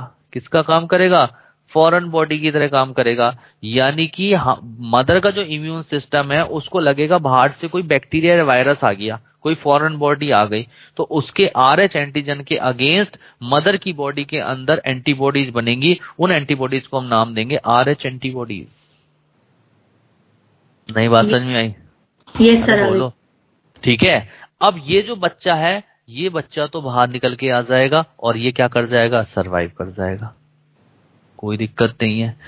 बट जब सेकंड टाइम प्रेगनेंसी होगी तो ये RH एंटीबॉडीज प्लेसेंटा को क्रॉस करके फीटस की बॉडी के अंदर एंटर कर जाएंगी और फीटस को किल कर देंगी। उस प्रोसेस को बोलते हैं EBF, एथ्रोब्लास्टोसिस फेटालिस। नहीं बात समझ में? Yes, sir. अरे बोलो। Yes, sir.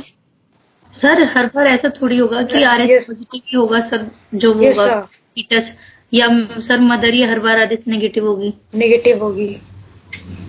बेटा तुम ना आगे की बात मत करो, अभी पहले इतनी बात बताओ। सेकंड टाइम प्रेगनेंसी का आपने क्या बताया? वही ना, मैं इतनी मेहनत करके आप आगे की बात करते हो। आप, मैंने कहा ना, मैं धीरे धीरे पहले जब मैं टॉपिक कंप्लीट कर लूंगा तब आप अपने क्वेश्चंस को राइज करोगे। अभी जस्ट आपको ये फोकस करना है कि मैंने जो बताई है वो बात आपके दिमाग में स्ट्राइक करी नहीं करी। यस सर, समझ। यस ठीक सर। है। सेकंड टाइम प्रेगनेंसी का आपने क्या बताया? मैंने ये कहा कि जब सेकंड टाइम प्रेगनेंसी होगी तो ये RH एंटीबॉडीज जो मदर के ब्लड से प्लेसेंटा को क्रॉस करके फीटस की बॉडी में आ जाएंगी और फीटस को किल कर देंगी। उस प्रोसेस को बोलेंगे EBF, एथ्रोब्लास्टोसिस फेटालिस। Okay sir. अरे इतना पॉइंट क्लियर हो गया आप लोगों को? Yes sir. क्लियर हो गया। ठीक है। अब आता है केसेस ऑफ EBF, जो आपके बारे में दिमाग में चल रहा है कि EBF अगर मदर हर बार RH निगेटिव नहीं हो सकती, बिल्कुल ठीक बात है। तो उस केसेस को अब डिस्कस करेंगे। पहले EBF क्लियर हो गया आप लोगों को? ये सर क्लियर हो गया। ठीक है ना। Yes, sir. हर चीज स्टेप टू स्टेप आती है। चलिए।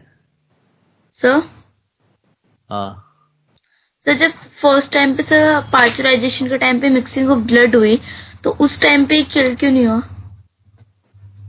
बेटा, हाँ, अरे मेरा बालक, मैं कैसी बात करते हो बेटा। बेटा जब फर्स्ट टाइम इसलिए नहीं हुआ ना क्योंकि बच्चा तो बाहर आ गया ना। प्लेसेंटा ब्रेक होने के बाद जब मिक्सिंग हुई तब तक तो बच्चा बाहर आ चुका था। वो चाइल्ड अच्छा, बर्थ हो ठीक चुका है। था, जन्म भी तो हो रहा था उसका। सर फास्ट हो गया जल्दी से। है सर एंटीबॉडी बनाने में टाइम भी तो लगता है। वही तो बात है बेटा, बनने में टाइम भी तो लगता है। तब तक तो बच्चा जन्म ले चुका है। और अगली लिए सर मेमोरी बन गई है तो इम्यून गया? सिस्टम के अंदर मत के वो मेमोरी बन जाती है ना सर। हाँ, तो एंटीबॉडीज बन गई तो एंटीबॉडीज तो मेमोरी होती है ना। एंटीबॉडीज को तो मेमोरी बोलते हैं। नई बात समझ में आई? अरे बोलो बेटा। Yes sir. यस अब आता है केसेस ऑफ ईबीएफ। मैं तुम लोगों को मौका दूंगा बोलने का सब, अभी तुम सुनते जाओ बस। Cases of EBF. अब देखो बेटा, इधर मैंने ले लिया फादर को मैंने दिखाया, ये मदर है, ये मदर को दिखाया, ये चाइल्ड है और ये सर्वाइव है। सर्वाइव करेगा या नहीं करेगा? अब या तो फादर RH पॉजिटिव होगा, मदर भी RH पॉजिटिव होगी, या तो ये केस बन सकता है। या फादर RH पॉजिटिव है, मदर RH निगेटिव है, या तो ये केस बन सकता है। या फादर RH निगेटिव है, मदर RH पॉजिटिव है, ये भी केस बन सकता है। या दोनों RH निगेटिव है। इसके अलावा कोई केस बना सकते हो 4 के अलावा? No sir. No sir. Question खत्म हो गए आपके सारे? यही तो केस आपके माइंड में आ सकते हैं। इसके अलावा कोई केस आपको बता दो कुछ हो तो। या तो दोनों RH पॉजिटिव होंगे, या दोनों RH निगेटिव होगा, या एक पॉजिटिव निगेटिव होगा, या दूसरा पॉजिटिव निगेटिव होगा। इसके अलावा थोड़ी केस बना लोगे? Yes sir. Yes, sir. ठीक। तो जब आप इनका क्रॉस कराओगे तो चाइल्ड ये होगा RH पॉजिटिव। जब इनका क्रॉस कराओगे तो बच्चा होगा RH पॉजिटिव, RH निगेटिव। जब इनका क्रॉस कराओगे तब भी बच्चा RH पॉजिटिव और RH निगेटिव। जब इनका क्रॉस कराओगे तो बच्चा RH negative, RH negative. Genotype आगे चाइल्ड के बोलो, सोच Yes, के बोलो। sir. यस ठीक है, बहुत देर में आंसर देते हो आप लोग। ठीक है, सबसे पहले मैं ट्रिक बता रहा हूं ताकि क्वेश्चंस आपका एग्जाम में जल्दी सही हो, और उसके बाद मैं कॉन्सेप्ट बताऊंगा कि ऐसा क्यों हुआ। तो सबसे पहले ट्रिक जान लो। देखो, जीनोटाइप ऑफ मदर अगर इक्वल है जीनोटाइप ऑफ चाइल्ड के, तो यानी कि वो बच्चा क्या करेगा? सरवाइव करेगा। वो बच्चा क्या करेगा? सरवाइव करेगा। Survive. ठीक है, सबसे पहले मैं ट्रिक बता रहा हूँ, ट्रिक को देखना। तो देखो, यहाँ पे मदर कैसी है? RH positive. और यहाँ बच्चा कैसा है? RH positive. RH पॉजिटिव, तो यानी कि दोनों सिमिलर है, ये और ये सिमिलर है। इसका मतलब सरवाइव करेगा। यस क्लियर है? यस यहाँ पे देखो, मदर RH निगेटिव है और बच्चा यहाँ पर हेट्रोजाइगस RH पॉजिटिव है। हेट्रोजाइगस RH पॉजिटिव क्योंकि डोमिनेंट होता है। अरे बोलिए। Yes sir. ठीक है, तो Yes, sir. बच्चा Yes, sir. Heterozygous RH positive है, मदर RH निगेटिव है, तो यानी कि यहाँ पे सरवाइव नहीं करेगा, यहाँ पर हो जाएगा EBF। ठीक है, यस सर। थर्ड नंबर पे यस सर। देखो, मदर RH पॉजिटिव है और बच्चा हेट्रोजाइगस RH पॉजिटिव है, तो यानी कि दोनों सिमिलर है, तो यानी कि यहाँ पर सरवाइव करेगा। सर. यहाँ पे मदर RH निगेटिव है, बच्चा भी RH निगेटिव है, करेगा सर. तो यानी कि यहाँ पे भी सरवाइव करेगा। यानी कि केवल और केवल एक ही केस होगा जिसके अंदर EBF होगा, और वो केस है कि मदर RH निगेटिव हो और मदर RH निगेटिव हो और बच्चा क्या हो? RH पॉजिटिव हो। ऐसा क्यों हुआ बेटा? एक बात बताओ, मदर RH निगेटिव है, इसका मतलब उसके अंदर RH एंटीजन अब्सेंट है। Yes sir. ठीक है, अब्सेंट है। तो जब ये RH पॉजिटिव से RH antigen RH negative mother के अंदर जाएगा तो वो RH एंटीजन किसकी तरह काम करेगा? फॉरेन बॉडी की तरह काम करेगा। और जब फॉरेन बॉडी की तरह काम करेगा तभी तो एंटीबॉडीज बनेंगी। Yes sir. बोलो यस या no? Yes sir. Yes, sir. Yes sir. इसमें तो EBF हुआ। अब आप कहोगे सर इसमें क्यों नहीं हुआ थर्ड वाले में? क्योंकि बेटा अगर मदर RH पॉजिटिव है तो जब RH एंटीजन बच्चे से जाएगा तो वो RH एंटीजन उसके लिए फॉरेन बॉडी का काम ही नहीं करेगा, क्योंकि ऑलरेडी उसकी बॉडी के अंदर RH एंटीजन है, यस सर। पहले से एंटीबॉडीज बनेंगी नहीं। इसीलिए सेकंड केस में ही EBF होता है। आप समझ पाए नहीं पाए? ये था concept. Yes, sir. Yes sir. Sir यहाँ तो RH पॉजिटिव और RH निगेटिव चाइल्ड में दोनों ही है, फिर RH पॉजिटिव ही क्यों लेते हैं? मैंने बताया ना, पॉजिटिव फैक्टर डोमिनेंट होता है, फैक्टर डोमिनेंट होता है ना। Okay sir. तो बताइए समझ में आया नहीं आया? आगे। Yes, sir. आ गया. भगवान कसम। Yes, sir. आ गया. कसम नहीं खाते लेकिन आ गया सर. अच्छा अच्छा, कसम नहीं खाते। सर ये जो सेकंड वाला केस था EBF वाला, हाँ ये तो सिर्फ फर्स्ट प्रेगनेंसी के टाइम पे होगा ना? सेकंड के पे अगर होगा तब सरवाइव नहीं करेगा ना? पहले पे तो कर जाएगा सर, क्योंकि जब तक हाँ। तो बच्चा हो जाएगा। हाँ बिल्कुल सही बात है। तो सेकंड के लिए होता है ना ये तो। लेकिन ये जरूरी थोड़ी है कि फर्स्ट बच्चा सरवाइव करे, क्या पता वो मर जाए, क्या पता कुछ और वजह हो जाए। तो मे भी सरवाइव और मे नॉट भी सरवाइव। ठीक है सर। आप लोगों ने देखा है ना, किसी के बच्चे लगातार मरते जाते हैं तो लोग कहते हैं अरे भाई इसको तो कोई बीमारी है, इसको तो ये है वो है, दुनिया भर की बातें कह देते हैं कि इसको तो पता नहीं क्या क्या बोलते हैं आजकल। ठीक है, मरा हुआ बच्चा होता है जब भी, ऐसा भी होता है। हाँ मरे हुए बच्चे पैदा होते हैं, वो कुछ नहीं, वो sir. EBF केसेस होते हैं, वो EBF के केस होते हैं। तो अब आपको EBF सही करना है। तो EBF क्यों हो रहा है, किसकी वजह से हो रहा है, मेन कॉज क्या है? RH antibodies. तो वो जब सेकंड प्रेगनेंसी होंगे तभी सर बच्चे मरेंगे. हाँ हाँ बेटा, कितनी बार एक ही बात पूछोगे? ठीक है, यस सर। तो मेन कॉज क्या है यहाँ पर, जल्दी बताओ? RH एंटीबॉडी का। RH एंटीबॉडीज का। एंटीबॉडी का. तो आप sir. क्या करो, अगर मदर RH निगेटिव है और बच्चा RH पॉजिटिव है, टेस्ट करने से पता लग जाता है कि बच्चा RH पॉजिटिव है। तो जैसे ही RH पॉजिटिव बच्चा है, तो जैसे ही बच्चे की डिलीवरी होगी, तुरंत डिलीवरी के बाद मदर को वो एंटी RH एंटीबॉडीज दे दो। क्या दे दो? एंटी RH एंटीबॉडीज दे दो। एंटीबॉडीज. इसका इंजेक्शन लगा दो। तो ये एंटी RH एंटीबॉडीज इन RH एंटीबॉडीज को किल कर देती हैं, जिसकी वजह से उसकी नेक्स्ट जो डिलीवरी है वो भी नॉर्मल हो जाती है। यस सर, समझ में आ गया। नहीं समझ में आई? तो ये पॉइंट मैंने अलग से लिखवाया है क्वेश्चंस में। ऐसा नहीं है कि मैं आपको सिर्फ समझा के छोड़ रहा हूँ, एक एक लाइन लिखी हुई है नोट्स के अंदर। देखो अब आपको एक एक लाइन समझ में आएगी। लिखा है mother's blood and foetus blood do not mix to each other but at the time of या during pregnancy but at the time of child birth placenta breaks, so mother's blood and fetus blood mix to each other, so RH antigen enter into the mother's blood, resulting RH antibodies formed. अगला point लिखा हुआ है at the time of second pregnancy RH antibodies passes through placenta and kills the fetus called EBT नहीं EBF, एथ्रोब्लास्टोसिस fetalis. T लिख दिया बच्चे ने। Yes sir. चलिए अगला है केसेस ऑफ EBF। अभी मैंने सारे केसेस आपको बताए हैं, सारी चीजें आपको समझ में आ गई होंगी। ठीक है, चलिए ये भी लिखा हुआ है RH antigen first discovered bye recess monkey. अब देखिए इसका ट्रीटमेंट क्या है। EBF can be prevented by injecting the RH negative mother with N antibody preparation anti RH antibodies against the RH factor immediately after the birth of each RH positive baby. जब भी कभी RH negative mother के RH positive बच्चा पैदा हो, तुरंत उसको anti RH antibodies का इंजेक्शन लगा दो, जिसकी वजह से वो RH एंटीबॉडी जो बॉडी में बनेंगी उनको वो किल कर देगा। तो उसकी अगली प्रेगनेंसी कैसी हो जाएगी? नॉर्मल हो जाएगी। नई बात समझ में आई? आ गई सर, आ गई।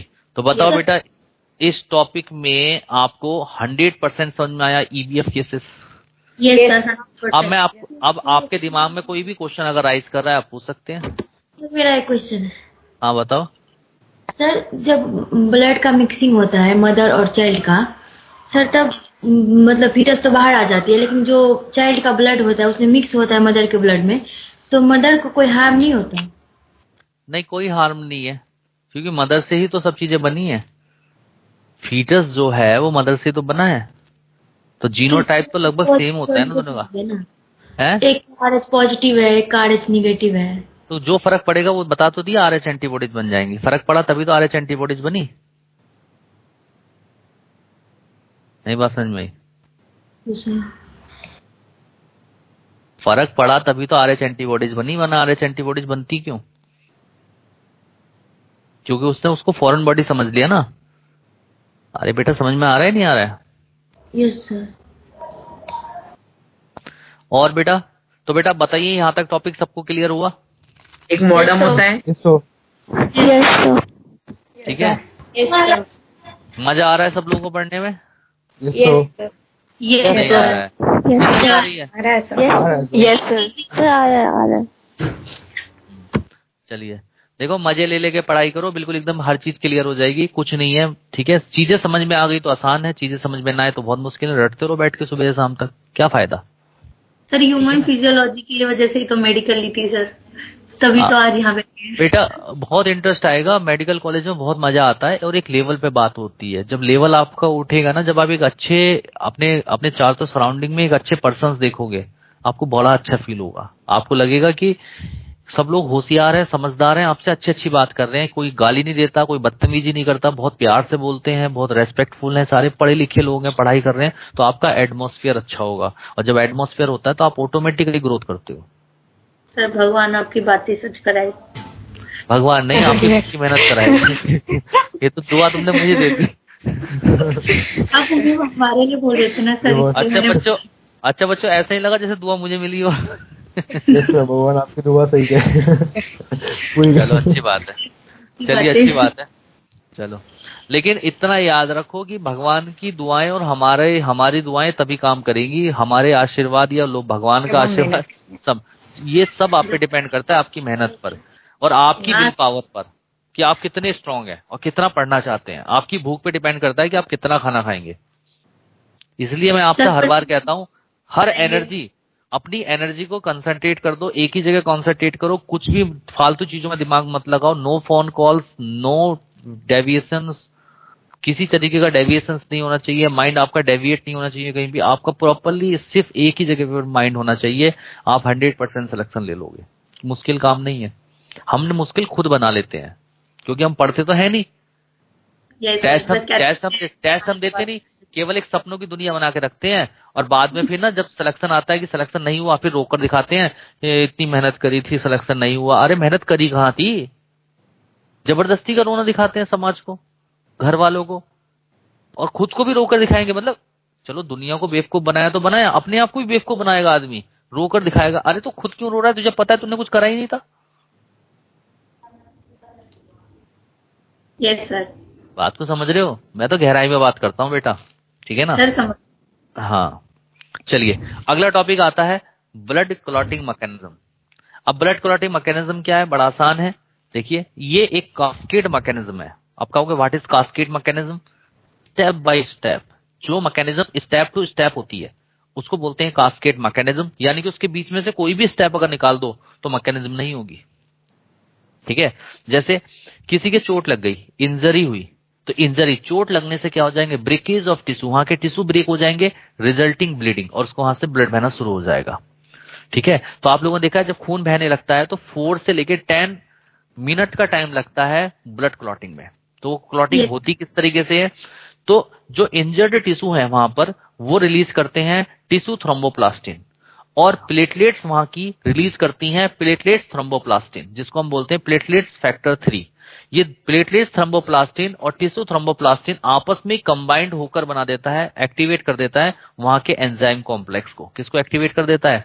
एंजाइम कॉम्प्लेक्स को। और वो एंजाइम कॉम्प्लेक्स रिलीज करता है थ्रोम्बोकाइनेज एंजाइम। कौन सा एंजाइम रिलीज करता है?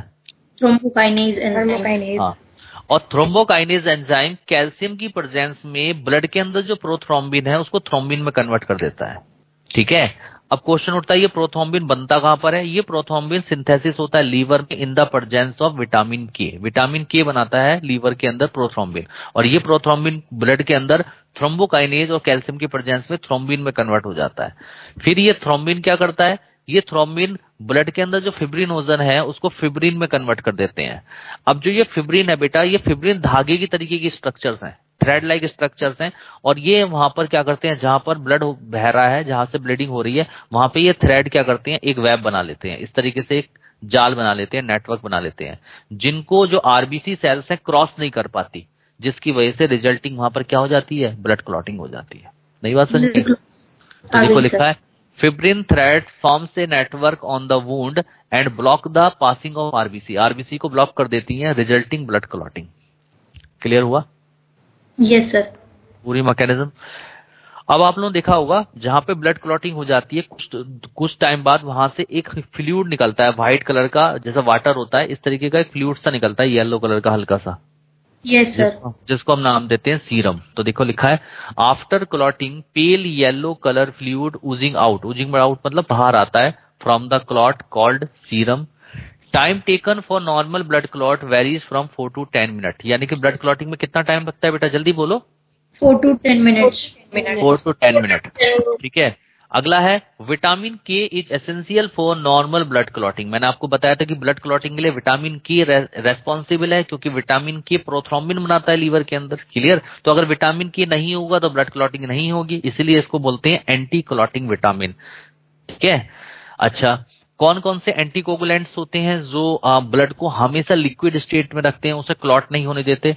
Heparin, sodium oxalate, potassium oxalate are anticoagulant. Anticoagulant यानी कि उसको क्लॉट नहीं बनने देते, उसको कोगुलेट नहीं होने देते, ब्लड को लिक्विड स्टेट में रखते हैं ऑलवेज। राइट? अरे समझ में आ रहा है? अब एक क्वेश्चन आपसे पूछा जाएगा कि sodium and potassium oxalate anticoagulant की तरह कैसे काम करते हैं। तो बेटा sodium and potassium oxalate can precipitate Ca+2 thus preventing blood clotting. बात समझ में? यानी कि ये जो सोडियम एंड पोटेशियम ऑक्सिलेट होते हैं, ये Ca+2 यानी कि कैल्शियम को क्या कर देते हैं? निकाल देते हैं। तो जब कैल्शियम को निकाल देंगे तो थ्रोम्बोकाइनेज, याद करो, कैल्शियम की प्रेजेंस में प्रोथ्रोम्बिन को थ्रोम्बिन में कन्वर्ट कर रहा था, लेकिन अगर कैल्शियम निकल जाएगा तो प्रोथ्रोम्बिन थ्रोम्बिन में कन्वर्ट नहीं हो पाएगा, जिसकी वजह से रिएक्शन वहीं की वहीं रुक जाएगी, और क्या हो जाएगा? ब्लड क्लॉटिंग नहीं होगी, और ब्लड किस में रहेगा? लिक्विड स्टेट में रहेगा। क्लियर? चलिए यस सर। अब आते हैं बेटा अगला topic, clotting factor. What is clotting factor? जो कि क्लॉटिंग में हेल्प करते हैं। तो बेटा ये फैक्टर्स के नाम है, ठीक है, उसको याद करने हैं, तो ये बिल्कुल आपको रट देने हैं। आपसे ऐसा पूछा जाएगा, सिंपल सिंपल क्वेश्चन पूछे जाएंगे। आपसे पूछेंगे फर्स्ट क्लॉटिंग फैक्टर का नाम क्या है? फिब्रिनोजन। सेकंड का नाम क्या है? प्रोथ्रोम्बिन। थर्ड का नाम क्या है? Tissue thromboplastin. फोर्थ का नाम क्या है? Calcium ion. फिफ्थ का नाम क्या है? प्रोएसिलेरिन। सिक्स का नाम क्या है? Presence has not be proved, अभी प्रूव नहीं हो पाई है। सेवंथ का क्या नाम है? प्रो कॉन्वर्टिन। एट्थ का क्या नाम है? Anti haemophilic factor A. Ninth का क्या नाम है? Anti haemophilic factor B. Tenth का क्या नाम है? Stuart प्रोअर factor. 11th का क्या नाम है? प्लाज्मा थ्रोम्बोप्लास्टिन एंटीसीडेंट, पूरा नाम है इसका। 12th का नाम है हेजमेन फैक्टर। तो ये सारे याद करने हैं। इनमें सबसे ज्यादा इंपोर्टेंट कौन कौन से हैं उस पर मैंने राइट का निशान लगवा रखा है। अगर आप सारे याद नहीं कर पा रहे हो तो एटलीस्ट ये याद कर लें जो एग्जाम में पूछे गए हैं। डायरेक्टली आपसे नाम पूछेंगे, आप नाम डायरेक्टली बता दोगे। बताइए समझ में आया या नहीं आया आप लोगों को? Yes sir. यस बोलिए। Yes sir. ठीक है, तो क्लॉटिंग। अब अगला जो टॉपिक हमारा स्टार्ट होता है that is called circulatory pathway. ठीक है, तो बेटा जो सर्कुलेटरी पाथवे होता है, ये ब्लड सर्कुलेटरी सिस्टम होता है, ये 2 टाइप का होता है। एक होता है ओपन टाइप और एक होता है क्लोज टाइप। बेटा जो क्लोज टाइप सर्कुलेटरी पाथवे होता है, जैसे हमारे अंदर होता है, मेरी बात को सुनते जाना, अगर ब्लड कैपिलरीज के अंदर बहता है तो हम बोलते हैं close type blood circulatory system, और अगर कैपिलरीज अब्सेंट है तो ब्लड डायरेक्टली फ्लो करेगा बॉडी कैविटी में, तो उसको बोलेंगे open type blood circulatory system. नई बात समझ में आ गई सर। ठीक है, तो यानी कि क्लोज टाइप में कैपिलरीज क्या होती हैं? प्रेजेंट होती हैं, और ओपन टाइप में कैपिलरीज अब्सेंट होती है। तो ब्लड किसके अंदर फ्लो करेगा? Flow in large open cavity called haemocoel या उसको बोलते हैं साइनस। दूसरा नाम क्या बोलते हैं? साइनस। साइनस। ठीक है, तो जो open type blood circulatory system जिसके अंदर मिलता है उनमें किस तरीके से होता है, तो इधर देखिए मैं आप लोगों को बता देता हूं बनाकर। ओपन टाइप देखिए, open type blood circulatory system, जैसे ओपन टाइप का बेस्ट एग्जांपल है जैसे कॉकरोच। तो देखो कॉकरोच की जैसे सपोज ये बॉडी है, मैंने बॉडी बनाई, ठीक है, ये कॉकरोच की बॉडी है। तो कॉकरोच के अंदर की जो बॉडी कैविटी होती है उस बॉडी कैविटी को आप क्या नाम दोगे? हीमोसील। क्या बोलते हैं? हीमोसील, या उसको बोलते हैं साइनस। और इसके अंदर जो ब्लड फील्ड होता है उस ब्लड को बोलते हैं हीमोलिम्फ। क्या बोलते हैं? हीमोलिम्फ। तो हीमोलिम्फ क्या है? व्हाइट कलर का होता है, इसलिए इसको बोलते हैं कलरलेस फ्लूइड। कैसा फ्लूइड है? कलरलेस फ्लूइड है, without respiratory pigment, without respiratory pigment. जैसे हमारे ब्लड के अंदर रेस्पिरेटरी पिगमेंट क्या है? हीमोग्लोबिन। तो हीमोग्लोबिन का काम क्या है? गैसेस को ट्रांसपोर्ट करना। लेकिन जो जैसे कॉकरोच है या जिनके अंदर open type blood circulatory system मिलता है उनमें ब्लड तो प्रेजेंट होता है, लेकिन ब्लड होता कैसा है? कलरलेस होता है, विदाउट रेस्पिरेटरी पिगमेंट। उनमें रेस्पिरेटरी पिगमेंट नहीं होता, इसीलिए जिनके अंदर open type blood circulatory system मिलता है उनके अंदर ब्लड गैसेस का ट्रांसपोर्ट नहीं करता। बात समझ में आई या नहीं आई? Yes sir. अब बेटा इन बॉडी कैविटी के अंदर रखे होते हैं इस तरीके से ऑर्गन्स क्या कर रहे हैं? बात कर रहे हैं, तैर रहे हैं इसके अंदर। यानी कि ये क्या है? सारे के सारे ऑर्गन्स हैं, और ये क्या कर रहे हैं? हीमोलिम्फ के अंदर बात कर रहे हैं, तैर रहे हैं। ठीक है, तो सिंपल डिफ्यूजन से एटमॉस्फेयर से ऑक्सीजन इनके पास आएगी और सिंपल डिफ्यूजन से CO2 बाहर एटमॉस्फेयर में चली जाएगी। अरे बोलो। तो इस टाइप के ब्लड सर्कुलेटरी सिस्टम को जिसमें डायरेक्टली एक्सचेंज होता है that is called open type blood circulatory system. Clear हुआ सब लोगों को? नहीं हुआ सर? यस सर, क्लियर है सर। लेकिन इसमें तो सर ट्रैकियल ट्यूब से होता है ना, डायरेक्ट डिफ्यूजन कैसे हुआ सर? हाँ, तो डायरेक्टली डिफ्यूजन उसी के थ्रू आता है क्योंकि बॉडी वॉल पे इस तरीके से यहाँ से ट्रैकिया जुड़ा होता है।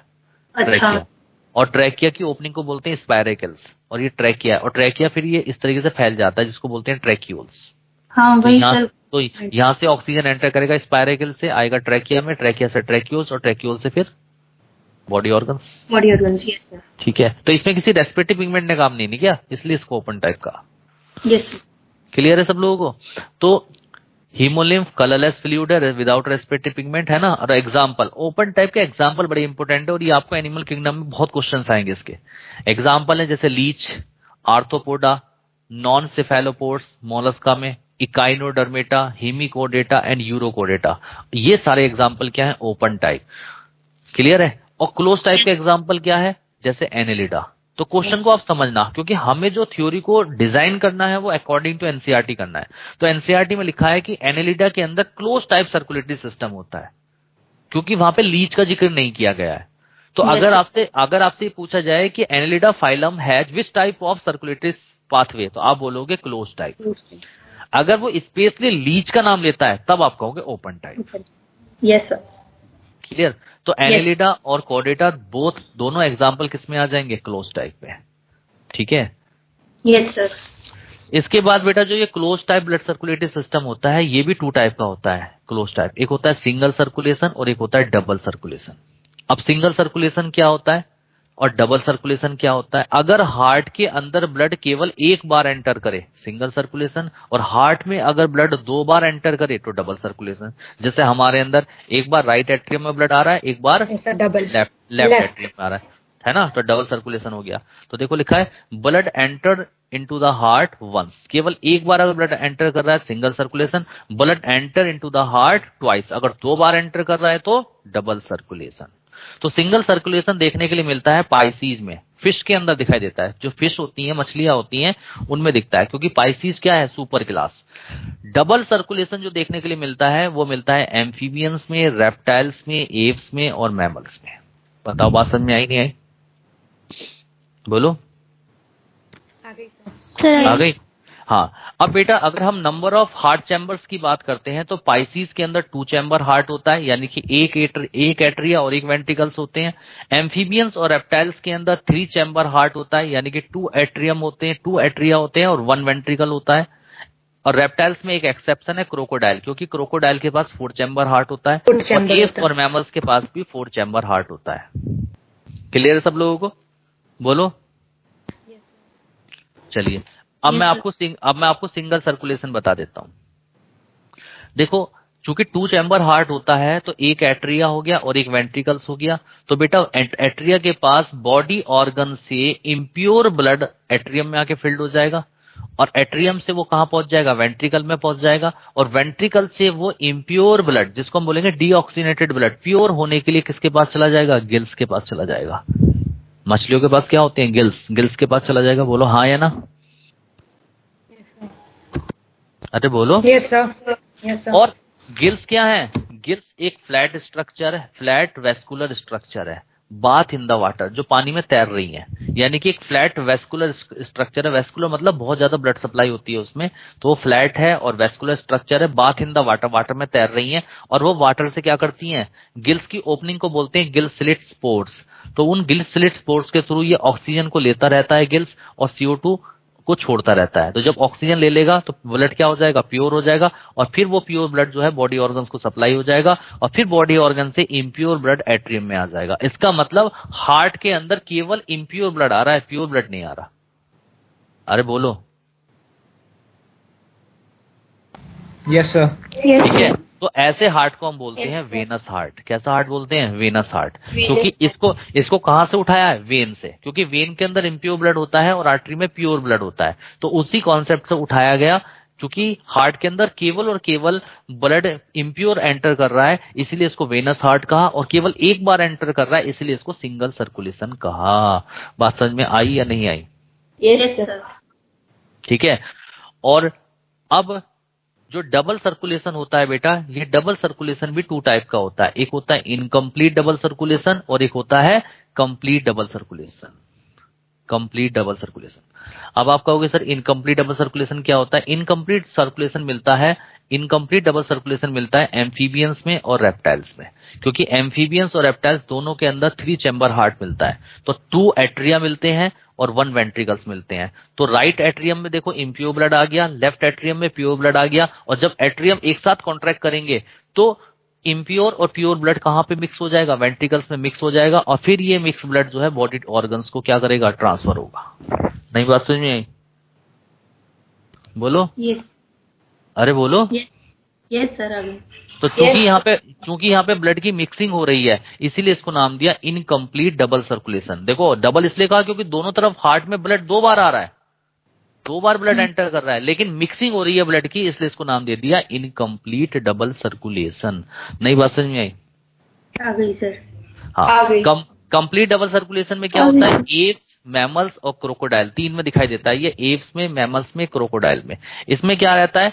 Separate oxygenated and deoxygenated blood, यानी कि ऑक्सीजनेटेड और डीऑक्सीनेटेड ब्लड एक दूसरे से सेपरेट रहता है, यानी कि राइट साइड में केवल इम्प्योर ब्लड रहेगा, लेफ्ट साइड में केवल प्योर ब्लड रहेगा, मिक्सिंग नहीं होगी। तो चूंकि इसमें मिक्सिंग नहीं हो रही है और हार्ट में 2 बार ब्लड एंटर कर रहा है तो डबल, और चूंकि मिक्सिंग नहीं हो रही है तो नाम दे दिया कंप्लीट डबल सर्कुलेशन। नई बात समझ में आई? Yes sir. ठीक है। अब जो कंप्लीट डबल सर्कुलेशन होता है बेटा, इसमें दो सर्कुलेशन होते हैं। एक होता है पल्मोनरी सर्कुलेशन, जिसमें लंग्स सारे इन्वॉल्व, जिसमें लंग्स इन्वॉल्व हो जाते हैं। एक होता है सिस्टेमिक सर्कुलेशन, जिसमें बॉडी टिश्यू इन्वॉल्व हो जाते हैं। कैसे? इधर देखिए, बॉडी टिश्यू से इम्प्योर ब्लड वेना केवा की हेल्प से राइट एट्रियम में फिल्ड हो गया, फिर राइट एट्रियम से वो ट्राइकस्पिड वॉल्व से राइट वेंट्रिकल्स में आ गया, और राइट वेंट्रिकल से वो प्योर होने के लिए पल्मोनरी आर्टरी से ब्लड लंग्स में चला गया, और लंग्स से प्योर होने के बाद पल्मोनरी वेन की हेल्प से लेफ्ट एट्रियम में आके फिल्ड हो गया। तो देखो यहाँ पे लंग्स इन्वॉल्व हुआ, इसीलिए सर्कुलेशन को नाम दे दिया पल्मोनरी सर्कुलेशन। नई बात समझ में? Yes sir. ठीक है। अब ये लेफ्ट एट्रियम से ब्लड जो है बाइकस्पिड वॉल्व से लेफ्ट वेंट्रिकल्स में आ जाएगा, और लेफ्ट वेंट्रिकल से निकलेगा एओर्टा, और एओर्टा से वो प्योर ब्लड बॉडी टिश्यू को चला जाएगा, और फिर बॉडी टिश्यू से इम्प्योर ब्लड जो है राइट एट्रियम में आ जाएगा। तो चूंकि इसमें बॉडी टिश्यू इन्वॉल्व हुआ, इसलिए इसको नाम दे दिया सिस्टेमिक सर्कुलेशन। यस बात है? सर। सबको क्लियर हो गया? बोलो। Yes sir. हाँ, तो ये था सर्कुलेटरी पाथवे। बताओ, और जो चीज मैंने समझाई है ना, यही मैंने थ्योरी में यहाँ पर लिखवा रखी है। तो देखो, एक बात सुन लो पहले। देखो, इस तरीके से अगर आप लोग देखें तो सर्कुलेटरी जो पाथवे था, सर्कुलेटरी पाथवे, एक मिनट, सर्कुलेटरी पाथवे जो था वो 2 टाइप का मैंने आपको बताया। एक बताया ओपन टाइप और एक बताया क्लोज टाइप। क्लियर है इतना पॉइंट? फिर क्लोज टाइप में 2 तरीके का बताया, सिंगल सर्कुलेशन और डबल सर्कुलेशन। क्लियर है? फिर डबल सर्कुलेशन को 2 तरीके का बताया, इनकम्प्लीट और कंप्लीट। फिर कंप्लीट को 2 तरीके का बताया, pulmonary circulation, systemic circulation. Systematic. तो बताओ, सारी बात क्लियर हो गई? सारे पॉइंट्स क्लियर है?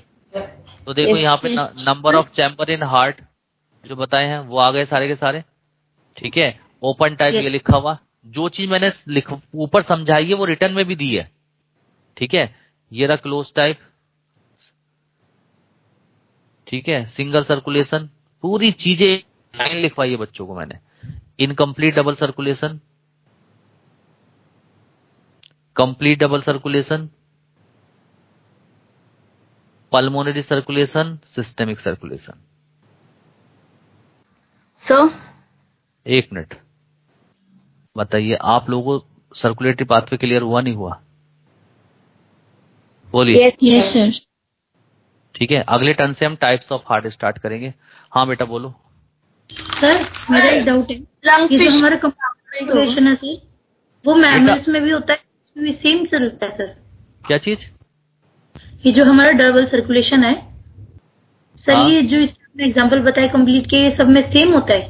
हाँ, सब में सेम होता है। ठीक है। हाँ, तो बेटा एग्जाम्पल क्या होगा? बेटा अब ना नेक्स्ट क्लास में पूछना। मेरी नेक्स्ट क्लास 15 मिनट बाद है, मैंने ब्रेकफास्ट करना है। आप बस मुझे इतना बताओ, आपकी एक्स्ट्रा क्लास में लगा रहा हूँ। ठीक है, आप लोगों की एक्स्ट्रा क्लास कब रहेगी? कल रहेगी। ठीक है, सैटरडे में। हाँ, और कल आप लोगों की क्लास है, हाँ, नहीं, आपकी 8 बजे से कर देते हैं कल क्लास। एक काम करो, 8 से कल क्लास है आपकी 9:30। ठीक है? ठीक है, ओके ठीक है, ठीक है, थैंक यू सर। चलो बेटा, ओके ओके बेटा, थैंक यू सर। अच्छा लगा सर, थैंक यू। चलो आज की क्लास समझ में आई ना सबको? मजा आया सर। Yes sir. और जो भी डाउट्स है कल मुझसे पूछ लेना बेटा। आज मेरी क्लास है, मुझे भी थोड़ा प्रेशर सा रहता है, अगली क्लास करनी है ना, मुझे थोड़ा रिलैक्स होना पड़ता है। ठीक है बेटा, अच्छा okay, bye. Okay sir. Bye. कोई प्रॉब्लम हो टेलीग्राम पे भेज देना।